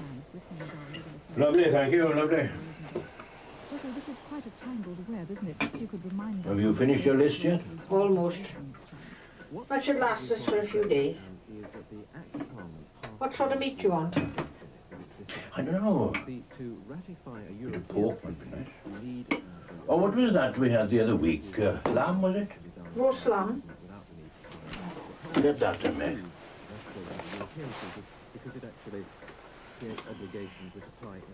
Must get down to that cattle market again. It's time we had a few more head. Keep the place going like. Well, I'm glad we got that hay in. That'll keep us going for a while. Yeah, it will, that. Harry and Megan were both born in mid-Glamorgan, and their little farm had been in Megan's family for a century and more. Their only daughter moved away 7 years ago, and life was uneventful. Got your purse and everything? Yes, we won't be wanting very much, and we got our pension money. Back at lunchtime then.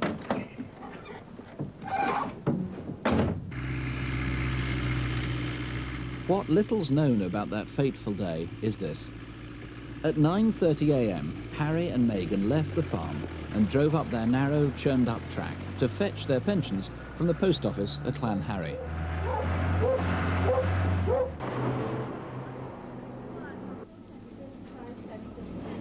Morning. How are you today? Fine, thank you. Is your wife with you today? Yes, just outside, Meg. Here you are, Meg. Fill your pockets with that lot. Out of our pockets into Tesco's, more like. Not too busy in there this morning? No, get here early enough, see. Monday's always a busy day.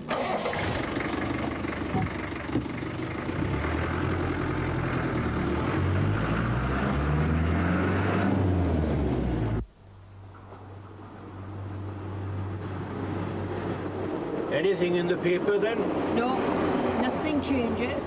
World's still in a mess. Oh, that Ivy's coming back soon. Who's that? Ivy Brennan from Coronation Street. Oh, that's rubbish. You're always on about that programme. She's good, though. I like Ivy.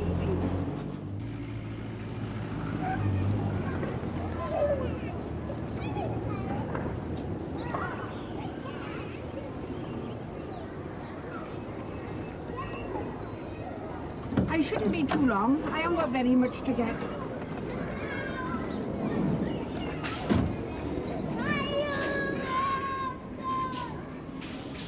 They'd shopped here almost every Monday for 15 years, and sometimes bumped into one of Harry's sisters. Hello, Harry. Oh, hello, love. How are you? Oh, I'm all right. How are you feeling after your operation? Oh, not bad. Still a bit sore, you We know. met them at Tesco's and we had a little chat about the family. Megan liked their chapel and Harry had been involved in the farmers because he was on the committee.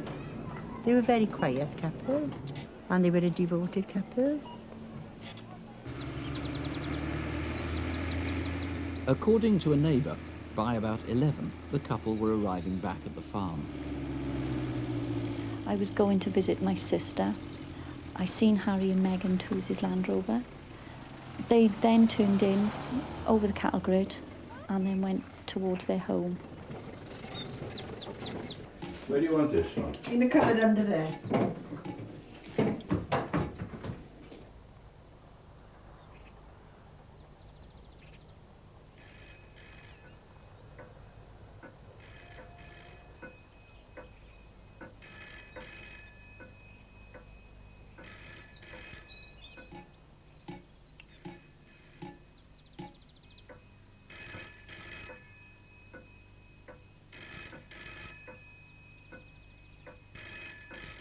Local people had thought nothing of the 2 gunshots that Monday lunchtime. Maybe Harry had been out rabbiting again. But that evening, when their daughter's nightly phone call went unanswered, neighbours were alerted. Eventually, police were called, and Harry and Meghan were discovered in the cowshed, buried under hay. There were no signs of a robbery, and it seems likely they knew their killer.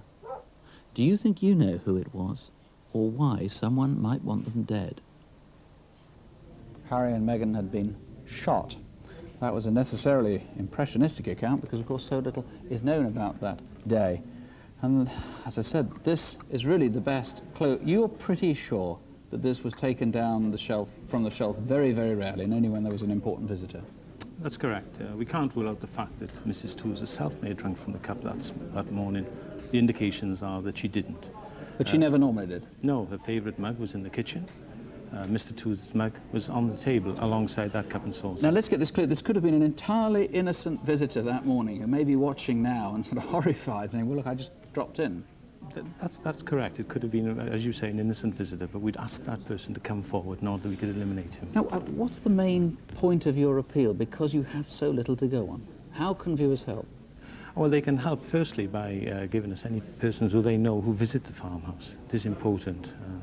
We haven't come across all that many people that actually went to the farmhouse. Do you need to know everybody who knew Harry and Meghan? Very much so, yes. It would help to give us a background on Mr. and Mrs. Tooze, which obviously would be great assistance to us. Now, what about anybody who's heard rumours, even vague? Are they any good to you, or do you need concrete evidence? Yes, however vague these rumours may be, then we would like to hear them.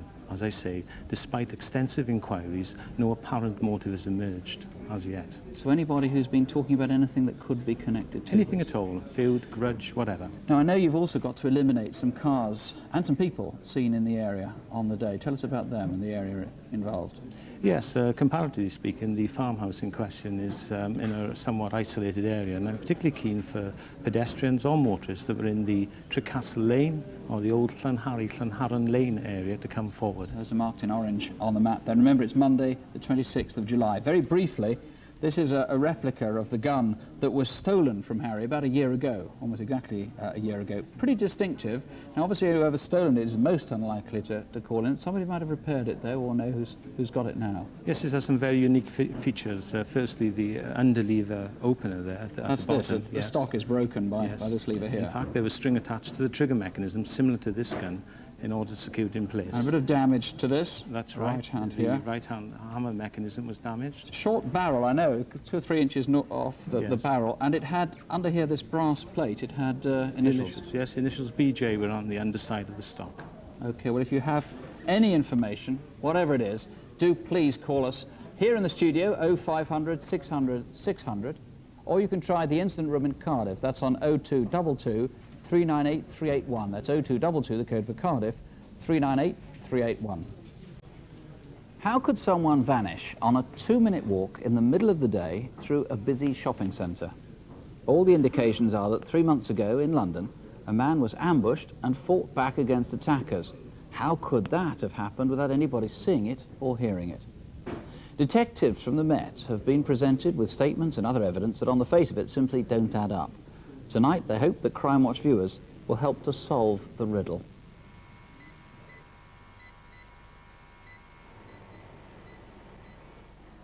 Robert Jones was doing tests for methane gas on a waste disposal site near Red Hill, Surrey.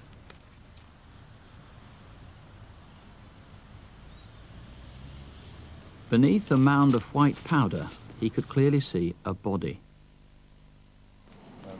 The powder turned out to be a form of lime, presumably placed there to hasten decomposition, but it actually protected or mummified the body.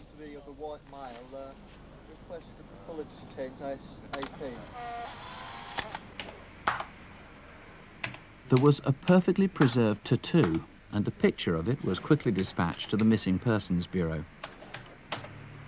George Leitch had gone missing 4 weeks earlier, on Friday the 2nd of July. He came from southeast London and was married with a young son. George was a really lovely fella. He was really popular with everyone. Everyone really liked him. He was life and soul of the party. He was a bit of a jack the lad, really. He really loved his son. He was a really good father. I just can't understand why anyone would want to kill him. Whoever did kill him would probably have needed help. George was fit and proud of his physique.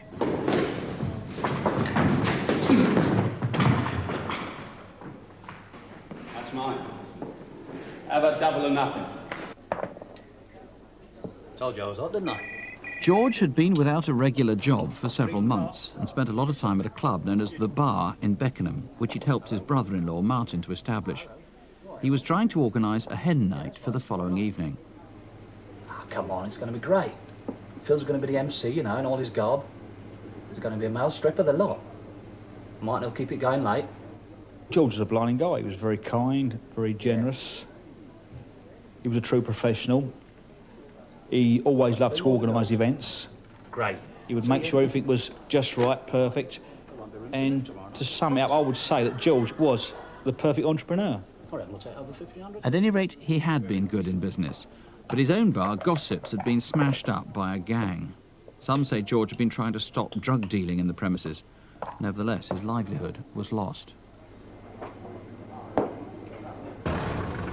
The morning of the day he disappeared, Friday the 2nd of July. Listen, what time are you coming home tonight? I don't know. 8:30? Oh, so I suppose that means 10, eh? No, don't worry. I'll be there. Yeah, OK.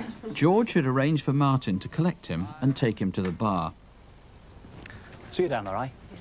George was really bubbly that morning when he left. He did have a lot of problems, money-wise, but he didn't really let it show, and he was really looking forward to the evening.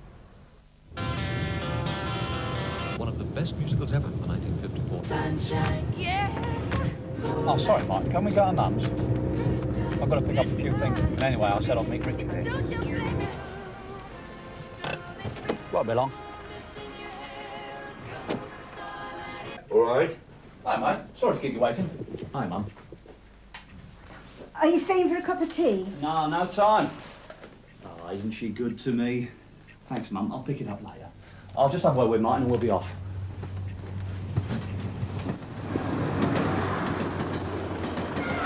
I'll see you down the bar. I want to have a chat with Richie. OK, mate. See you out there. While Martin drove off to the bar, George set off with Richard. Jesus, Richie, I'm having a lot of trouble with the brewery. I'm trying to do a deal with them to soften the loan. I'm seeing them next Tuesday. What are you going to say? I don't know. I did want to ask your advice. Hey, you coming tonight? Sort of a ladies' night upstairs and everybody else will be downstairs. I've so much to do. Richard recalls dropping George off at roughly 12:40. So I'll see you later, yeah? Yeah, I'll give you a bell. This is Beckenham High Street, about 100 yards from Martin's bar. Did you see someone dressed in this distinctive style anywhere at lunchtime or thereafter on Friday, the 2nd of July? And she said, that's why they call me a corksocker. So he said to me, and what do you do for a living? I said, I'm what you thought the other two were. Well, I've got a lovely next-door neighbour called Vera. I was just, you know, doing a bit of gardening, cross-pollinating some marigolds with a red-hot poker. But, you know, I must tell you, Have you seen George yet? No, I'm afraid I haven't. It wasn't just me asking, everybody was asking. Mum and sister were there, they was wondering where he was. Looking back, you know, I think we was all starting to get a bit worried about it because he just definitely would have been there if he could have been. George Leitch had been stabbed 3 times, probably on the day he disappeared, and marks on the body suggest that at least 2 people were involved in killing him. But green grass beneath the body shows he hadn't lain here long. That means for 3 weeks, someone was concealing George's body. Steve, Landy, that lime was a bad idea. It backfired on them in many ways.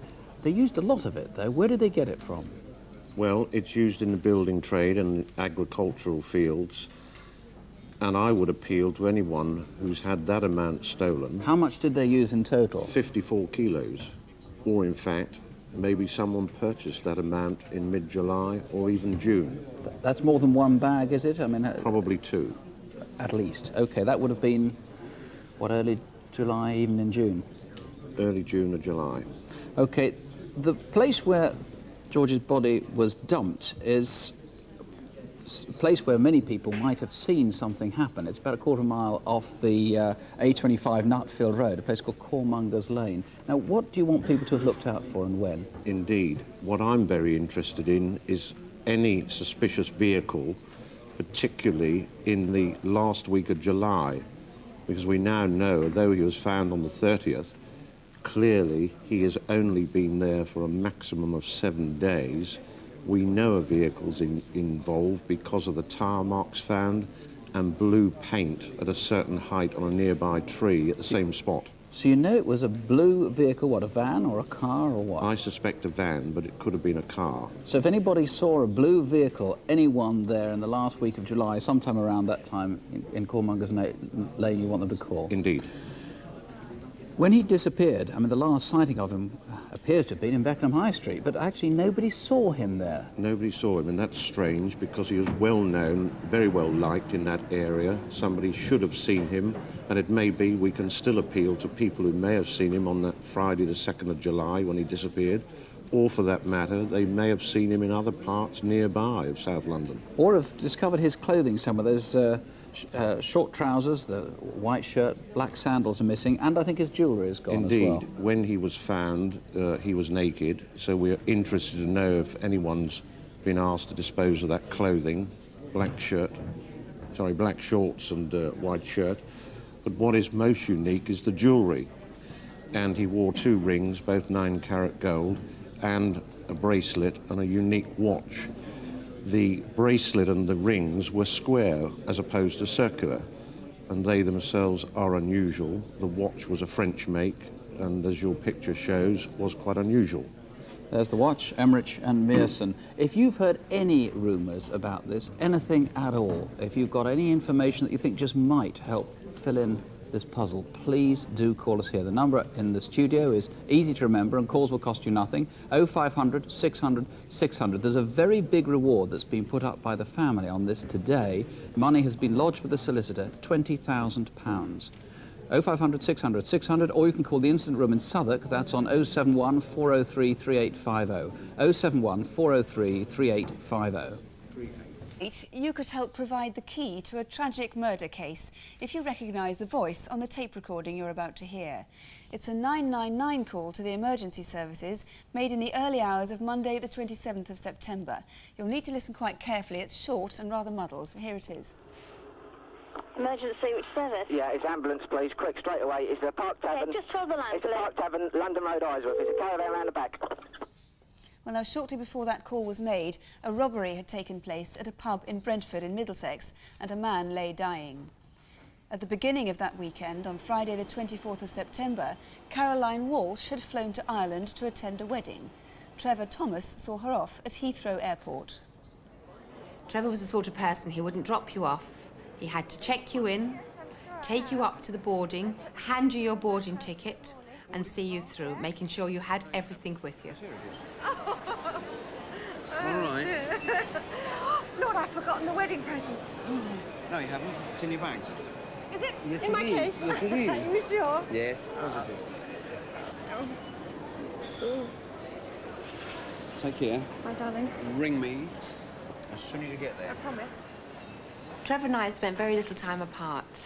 And the minute we hit the airport, I knew already I was missing him.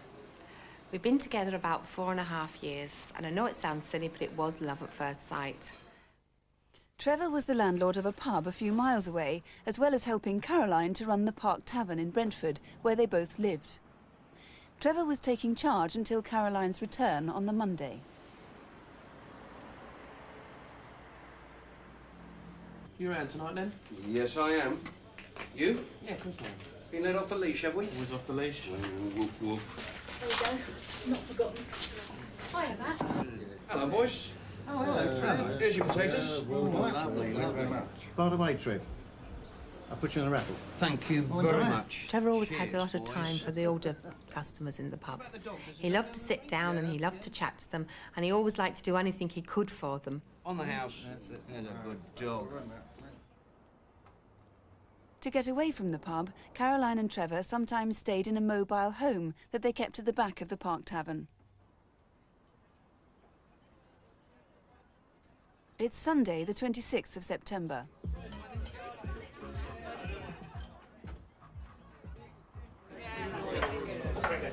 Oh, wonderful. Are you pulling his strings? Yes. Oh, blimey, get the drinks in, Jeffy. Who are you? It's supposed to be one day off. Ron's pain. Those are the magic words. What time she get in? 4 o'clock. But she'll miss the plane. She won't. She will. She will. Jackie, Carol's on the phone to Trevor. The couple had been speaking to each other twice a day on the phone. Hello. Yeah, I'm fine. No, usual crowd. My last words to Trevor Sunday night were just meet me at the airport and put those two big arms around me.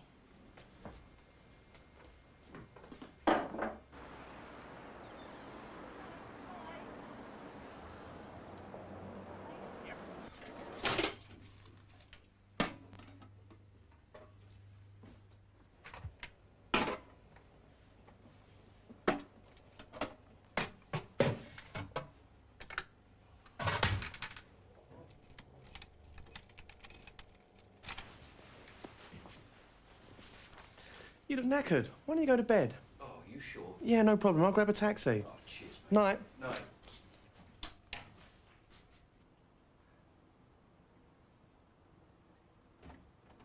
It would have been shortly before midnight when Trevor left the pub and retired to the mobile home for the night, presumably taking his keys with him.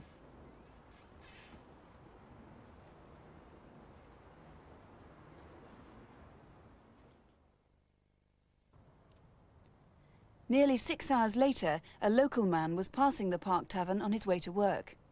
He saw a man he describes as stockily built beside a small dark-coloured car. He noticed there was another man in the driver's seat. Then 20 minutes later, and 2 miles away... I was driving in Springgrove Crescent and I noticed a fella using a telephone. And I thought to myself, blimey, he's out early. Emergency, which service? Yeah, it's ambulance, please. Quick, straight away. It's the Park Tavern. Just follow the line, It's the Park Tavern, London Road, Isworth. It's a caravan round the back. He was about 5'8", about 28 to 30 years old, with sort of dirty blonde hair. You know, he got into the passenger side of a dark-coloured small hatchback, and they drove off in the direction of Isworth. A few minutes later, the phone started ringing. Being a bit nosy, I was going to get out and answer it, but I didn't sort of bother, and it stopped ringing, so I then just carried on. In fact, it was the emergency services checking to see if the call was genuine. Soon afterwards, the police checked the Park Tavern, but didn't see anything unusual. I trotted into work about 2:45, 10 to 11, as normal. And I went through to the bar to open up, and as I was walking I noticed that the safe was wide open, and this was very unusual. Normally things would have been cleared away, but it was in a kind of disarray, and there was just a feel about the place, and I was very nervous. I didn't know what had happened or anything like that, and I just thought, I've got to get out of here. And that's when I went through the door to phone the police.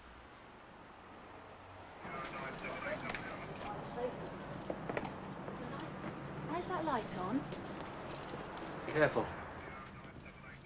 Oh my God, it's Trevor. Trevor had been bound and gagged so tightly that he had died from asphyxiation. At the airport, I was met by a CID and told what had happened. Excuse me, sorry. Are you Caroline Wong? Yes. I'm Detective Constable Sheila Hughes. May I have a word with you in private, please? What is it? My first reaction was it couldn't happen to me. This sort of thing doesn't happen to ordinary people. And then it set in that, yes, it has happened to me. And what it's done to me and my family and Trevor's family. And all I can say is if there's anybody out there that knows anything at all, please, for the sake of us and for Trevor's mother, father and family, please come forward. Well, Mr. Hemming, so far you believe that robbery was the intended crime rather than murder, do you? I think it was a robbery that went badly wrong. Trevor would have always had those keys with him. I believe he was surprised in that caravan at the back of the pub. He was tied up tightly, beaten, and then they robbed the safe in the pub. He was a friendly, outgoing sort of chap. I think someone probably knew his movements, and someone knew he was going to be in that van, so there may be some inside information here. He ran another pub as well, didn't he? Yes, he had a part ownership in a pub down in Hounslow called the Royal Albion. Now, your most important clue by far, of course, is that voice on the tape, so we'll listen to it one more time. It's very short. Emergency, which service? Yeah, it's ambulance, please. Quick, straight away. It's the Park Tavern. Yeah, just hold the line. It's the Park Tavern, London Road, Isworth. It's a caravan round the back. How sure are you that that voice is one of Trevor's attackers? Oh, I'm sure that it is one of the attackers. There's a lot of panic in the voice there. I think he maybe had a fit of compassion, maybe cold feet, but he was trying to alert the ambulance service. Do you believe this is the man the taxi driver saw? Yes, I believe after that he got into this small black hatchback car, being driven by another chap, drove off towards Isleworth. Where was it the taxi driver saw him exactly? It was Spring Grove Road, down, it's about 2 miles away from the pub. And the fact that there was a hatchback car involved could tie in very nicely with the sighting that about, what, 5:40 outside the pub? Yes, about 10 minutes before the phone call outside the pub, similar sort of black hatchback with a chap walking alongside it. He was described as about, stocky build with a black duffel coat on. And the chap down at the phone box, he's been described as about 30 years old, dirty blonde hair, perhaps mousy hair, and about, say, 5'8", 30 years old. And what was missing from the safe? Quite a substantial amount of cash and some jewellery. I've got 2 items here which are identical to items stolen. I'd like to show it to the viewers. We've got a gold bangle. It's got 7 stones in the bangle. It's quite distinctive, an identical one of that was stolen. And a locket. This similar locket to this. It hasn't got the scrolling on it, but the initials on it, but the same sort of scrolling. Mm. If anyone's been offered this sort of jewellery, indeed any other jewellery, and anyone can recognise that voice, I'll be very grateful if they ring us. Right, there's a substantial reward. So that voice, as you said, is very important, vital. If you can recognise that voice, we'll play it one more time. Emergency, which service? Yeah, it's ambulance, please. Quick, straight away. It's the Park Tavern. Yeah, just hold the line, It's the Park Tavern, London Road, Isworth. It's a caravan round the back. Well, if you think you know who that might be, if you can help in any way, please ring. 0500 600 600 is the number here, or you can call the incident room in Staines, and that's 0784 44 6821. That's 0784, the code for Staines, 44 6821. First film tonight is a murder case. John Reynolds lived with his wife Alison and 2 children near the village of Rushton in Northamptonshire. On Monday the 18th of October, he was killed. No one who knew John can understand why anybody should want to murder him, but there's little doubt that someone wanted him dead. Our reconstruction begins the week before his death. Somebody had been looking to buy a second-hand, low-powered motorcycle. A Kawasaki Z200 was advertised in the 5th of October edition of the London small ads magazine, Loot.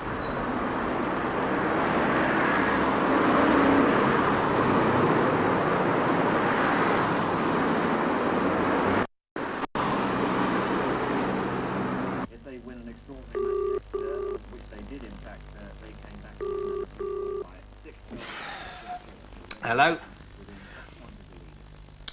Yeah, it's still available. There's a Kawasaki Z200, yeah. Well, I'm in Deptford. Did it take you long to get here? No, it only took me 20 minutes. I came through the Dartford tunnel. Oh, right. Well, this is the bike. Yeah, I remember the night he came round to buy the bike because it was the night of the Eubank fight. didn't seem the sort of guy to be buying a bike, you know. He spoke quite well and seemed to know exactly what he wanted. It's reliable, though. Oh, yeah. I'll start it up for you. Yeah, he's about, I'd say, early 30s, 5'11" to 6 foot tall, blonde hair. He was effeminate from his actions. How much do you want for it? Well, £180 and no offers is what I advertised. I'll give you 150. Cash. All right, as there's no papers or anything, go on. Done.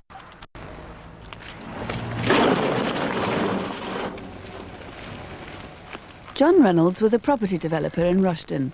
He ran 2 businesses, buying land for development as well as renovating old houses. John was good at his job and considered to be a tough but fair businessman. All right, lads, what are we doing? Roy, change of plan. A few miles away near Rushden town centre. We were in Porchley Road and seen a bloke trying to start his bike. He had difficulty, so I went over and asked if he wanted a hand. All right, mate. Having trouble starting it? No, I always have trouble starting it when it's cold. Been standing long? Well, overnight, that's all. Yeah, I'd say the bloke didn't really know what he was doing, the way he was trying to start the bike. I'd say we're about 30, 5'11", with no real strong action at all. Run back on. And try it should start then. Okay. Turn, start. The bike was identical to the one that had been sold in Deptford, but the frame and panniers had been resprayed black. It had been seen throughout the past week, parked here in Pytchley Road, 4 miles from where John Reynolds lived with his wife and family. Cheers. How's it going? Great. Well, just finishing the drawing off. What do you think? Oh, yeah, it's pretty good, isn't it? Yeah. John lived for his work. He thoroughly enjoyed it. It was never a chore, it was more a hobby. And he used to say how lucky he was doing something he really enjoyed. We got married 18 years ago, and he was just a complete happy family man. That's all you can say about him, really. He was cheerful, kind, and just a very bright, sort of sparky person. It's Sunday the 17th of October. This man was coming back from a fishing trip a few miles south of Rushden. It was shortly before 11 a.m. when I was approaching the A6 road junction. I saw a red Audi approaching me from the right, followed by a motorbike. They were driving very near to each other, but the motorbike attracted my attention because of the big white fairings. After following the vehicles for a couple of miles, it became plainly obvious that they were together, and seeing how near the bike was constantly being driven to the Audi, I thought these two are obviously up to something. The Audi turned right and he indicated right.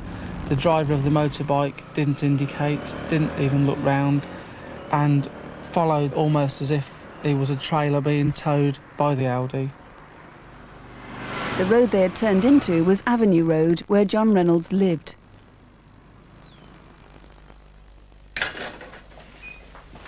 All right, love. The kids up yet? Don't think so. Oh, I'll go and give them a shout. Marcus, you up yet? It's the next day, Monday the 18th of October. No, thanks, darling. Oh, crumbs, it's 8:10. I'll go and grab the dogs, OK? Right.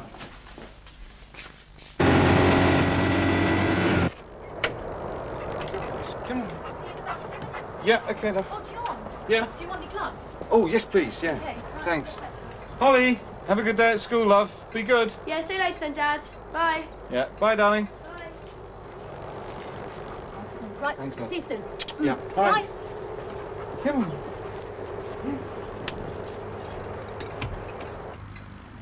There was nothing out of the ordinary. It was a typical morning.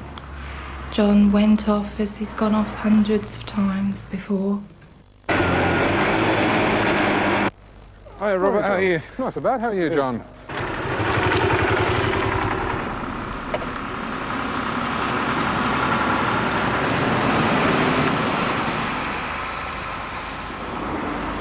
I've got a couple of houses down in Rushden that I'm renovating. We've got Got the surveyor coming this morning to have a look at one of them, so that might move. Oh, so some are moving then? Yeah.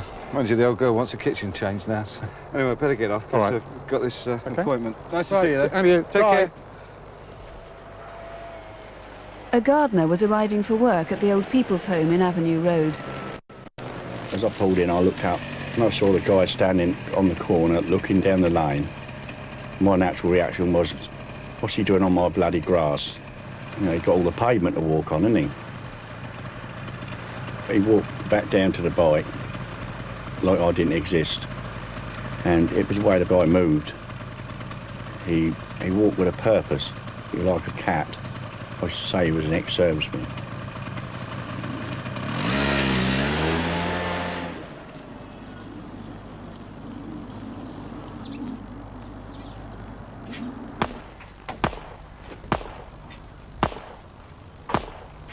I thought, bugger, that's close. You know, a bit close for comfort for shooting rabbits or something.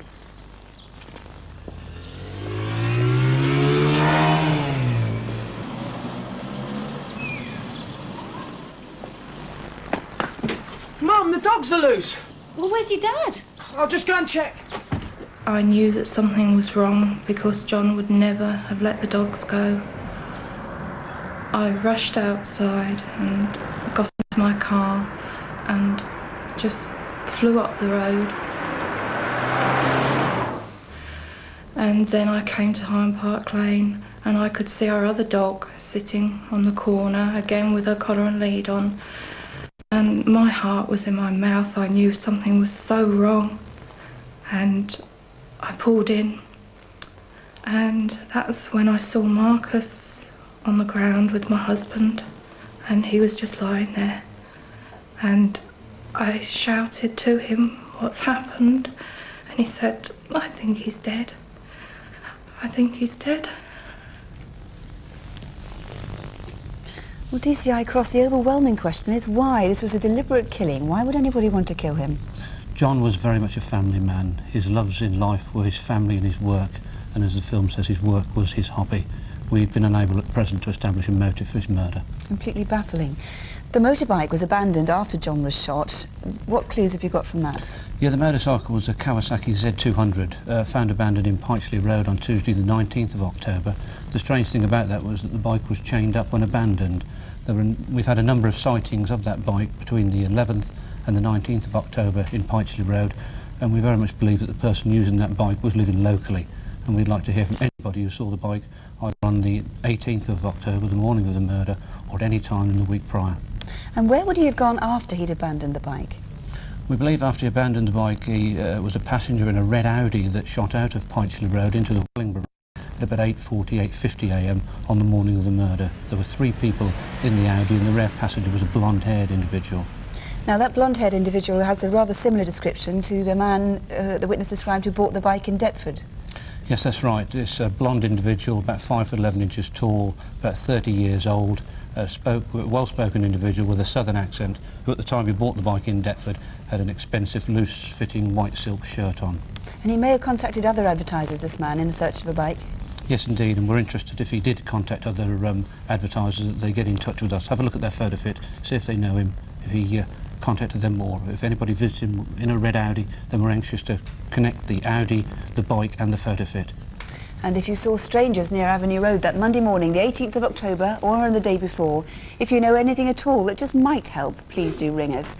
Here in the studio, we're on 0500 600 600, or you can contact DCI Cross's colleagues direct. That number's 0604 703 503. That's 0604, the code for Northampton, 703 503. Some crimes, like the murder of Rachel Nicola or the abduction of James Bulger, capture the public's imagination and touch the nation's heart. Our next case is one that's had relatively little national publicity and yet deserves a great deal more. It happened 6 weeks ago on the outskirts of Wakefield in West Yorkshire. Our Crimewatch reconstruction only hints at the physical violence.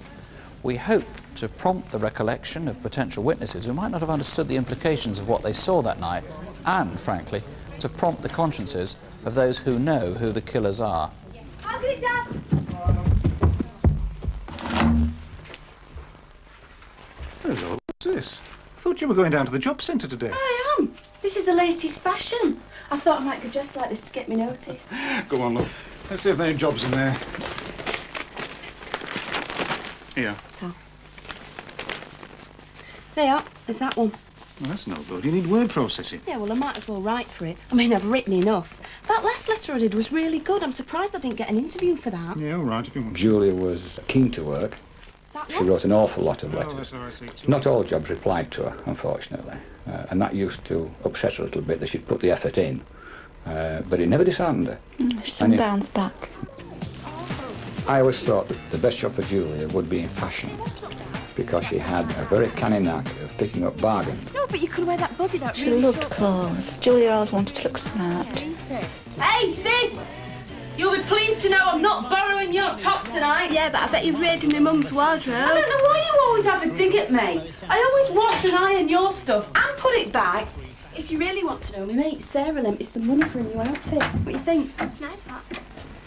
Hi, Mum. Hi, love. Are you out again? Yeah, I am. Where are you going tonight? Going round town. Yeah, I met up with Sarah at lunchtime. Thought we'd go out for a drink. Sis! Can I borrow your mascara? Julia loved life, yes. She packed a lot of fun into those 18 years. She had a tremendous zest for life, did Julia. Hiya, Joe. Hiya. Yeah, in a bit. I can't get my hair to go on. It looks fine. Hey, you look really nice in that. I said you would, didn't I? Oh, I've got a spot. I've tried to cover it up. Oh, nobody's going to see that thing. You think? Yeah. Oh, it'll have to do. Hang on, I'll just say bye to my mum. Right, Mum, I'm off. What do I look like? All right. You look lovely.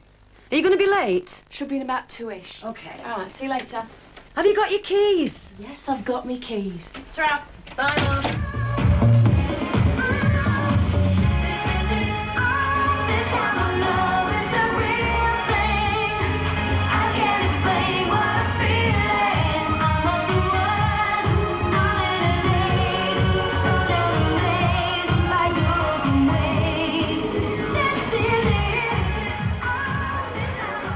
Julia and her friend Sarah had spent the night in several clubs and pubs in the Westgate area of Wakefield.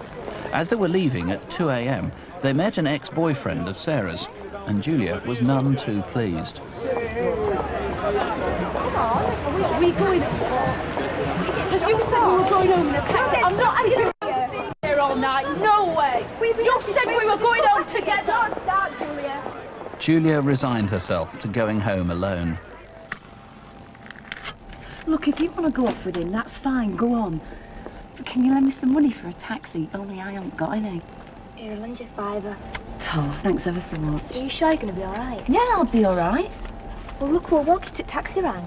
Look, I'm a big girl now. I'll be all right. I'll see you tomorrow. Ta-ra. Julia didn't get a taxi. For some reason, perhaps to save the money, she decided to walk home. We always told Julia that if she missed the bus or she'd run out of money for a taxi, she must ring home. This was impressed on her from a very early age.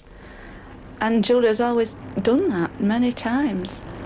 It's just completely out of character for her to walk home. Julia's 5-mile journey home to Crofton would have been a long and lonely walk at 3 in the morning. Several people recall seeing her, noticing she was barefooted and wearing thin clothes for such a cold night. This lorry driver and his wife remember Julia, and someone else out late that night. We saw a man walking on his own. Further along the road, we saw a young girl. She didn't look to be panicking. She wasn't looking over her shoulder. She just looked as if she was walking home. A few minutes later, a local resident in Doncaster Road remembers seeing a young woman talking to someone outside the Stoneleigh Hotel. It's now around 3:30.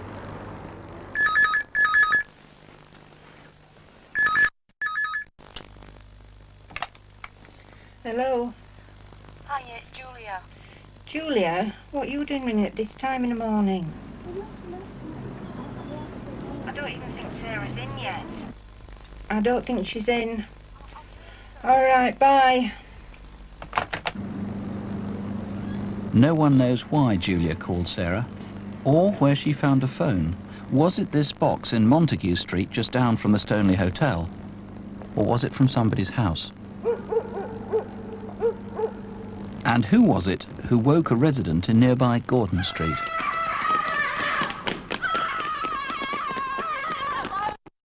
Leave her alone! 2 hours later, around 5:45 a.m., Julia was somehow back on the Doncaster Road, where a motorist saw her in the company of 3 people. They looked like they'd been out all night. I got a good look at the first girl. She was about 5'6", light coloured hair, short cropped at sides, could have been dyed. It didn't look a natural colour. As the couple walked past, unsteady, I saw another girl. As she came round the car, she actually looked as if she was going to ask me for assistance. At that point, I looked to my left again, and I noticed another chap. He walked very slowly, looking at me all the time. This bloke looked to be about 5'10", very well built, muscular, dark complexion. As the driver pulled away, the group appeared to be having a heated discussion. But not long afterwards, when another motorist saw Julia, what he witnessed was a great deal more disturbing. Julia was found dead 2 days later on waste ground at the end of Montague Street. If you were the girl who saw her being beaten, her family are desperate for you to put right what you can. She may be frightened to come forward, or maybe frightened of the boyfriend, but I wish she would come forward and give the police all the cooperation she can. I would say that whichever of the people come forward, the police will see them at any time, at any place, anywhere, and until we apprehend the person or persons concerned, we can't lay our daughter to rest. And of course you will see anybody anywhere, anytime and in confidence, but I mean this was an astonishing attack. It's certainly the worst one that I've ever had to deal with. It's a young girl, a lovely young girl, who made the mistake of walking home that morning. An awful attack. She was badly beaten and suffered a long sexual attack. Now, there are going to be many people in their hearts who want to help on this one. I mean, obviously, the other girl there, the other young woman in that foursome, assuming it was Julia, and there's every reason to suppose it was in the 6 o'clock sighting, she actually tried to save her, it seems. From the witnesses, she was very upset, and she was upset at seeing the men hit her. I can't assure her of her safety until she comes forward. I'm worried for her safety. I want her to come forward, but I can only make sure she is safe once she has come forward. Now, you've got a very good description of her. Yes, we have. She's described by one of the witnesses who saw quite clearly as being about 17 to 22. She's a well-built girl, and she had this distinctive hairstyle which was cut short at the back and at the sides. And look how distinctive these E-fits are. This is how one witness described her. Now look at the next one. And of course, they hadn't seen each other's drawings, each other's descriptions. They're very, very striking there. And a good description of the young man as well, who tried to stare out the car driver. Yes, he's described as a little older. He's 21 to 26, quite tall, 5'10" to 6 foot, muscular build with short fair hair, and he's described as looking hard, a hard-looking man, but someone who would be attractive to women. And probably a lot of people will have seen this group in the Agbrigg area, because, I mean, they were somewhere around there from, what, 3:30 in the morning until 6, 7, 8 o'clock in the morning? Well, it could have been as late as 8 a.m, because certainly we know Julia was there walking home at 3:30. We don't know what's happened to her since. If she's met someone who she knew, or she's come across someone, she's been in that area, and that's the important thing. She's been in the Agbrigg area from about 3:30 until about 6:30. This is the early morning of Friday the 29th of October. Of course, rather than walking around the streets, she could have been in somebody's house.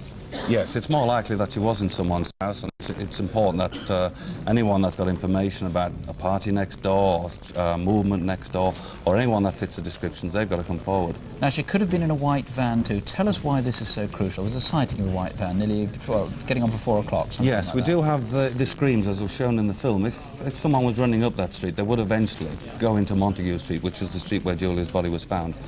A van was seen driving up that street just before 4 a.m. It's distinctive in as much as someone commercial bodybuilder would know that vehicle if he saw it. It's about a Ford Transit in size, but the distinctive thing about it, it's white, but the roller shutter doors and the stanchions at the side, they're unpainted. Aluminium shutter, very, very distinctive. There won't be many like that. It's a diesel truck, we think, a diesel van. There's a £5,000 reward, incidentally, as though that was necessary. Here's the number, 0500 600 600. Please call us. It's a free call number here to the studio, or you can ring the Wakefield room on a free phone number there, 0800 318 001. That's free phone, 0800 318 001.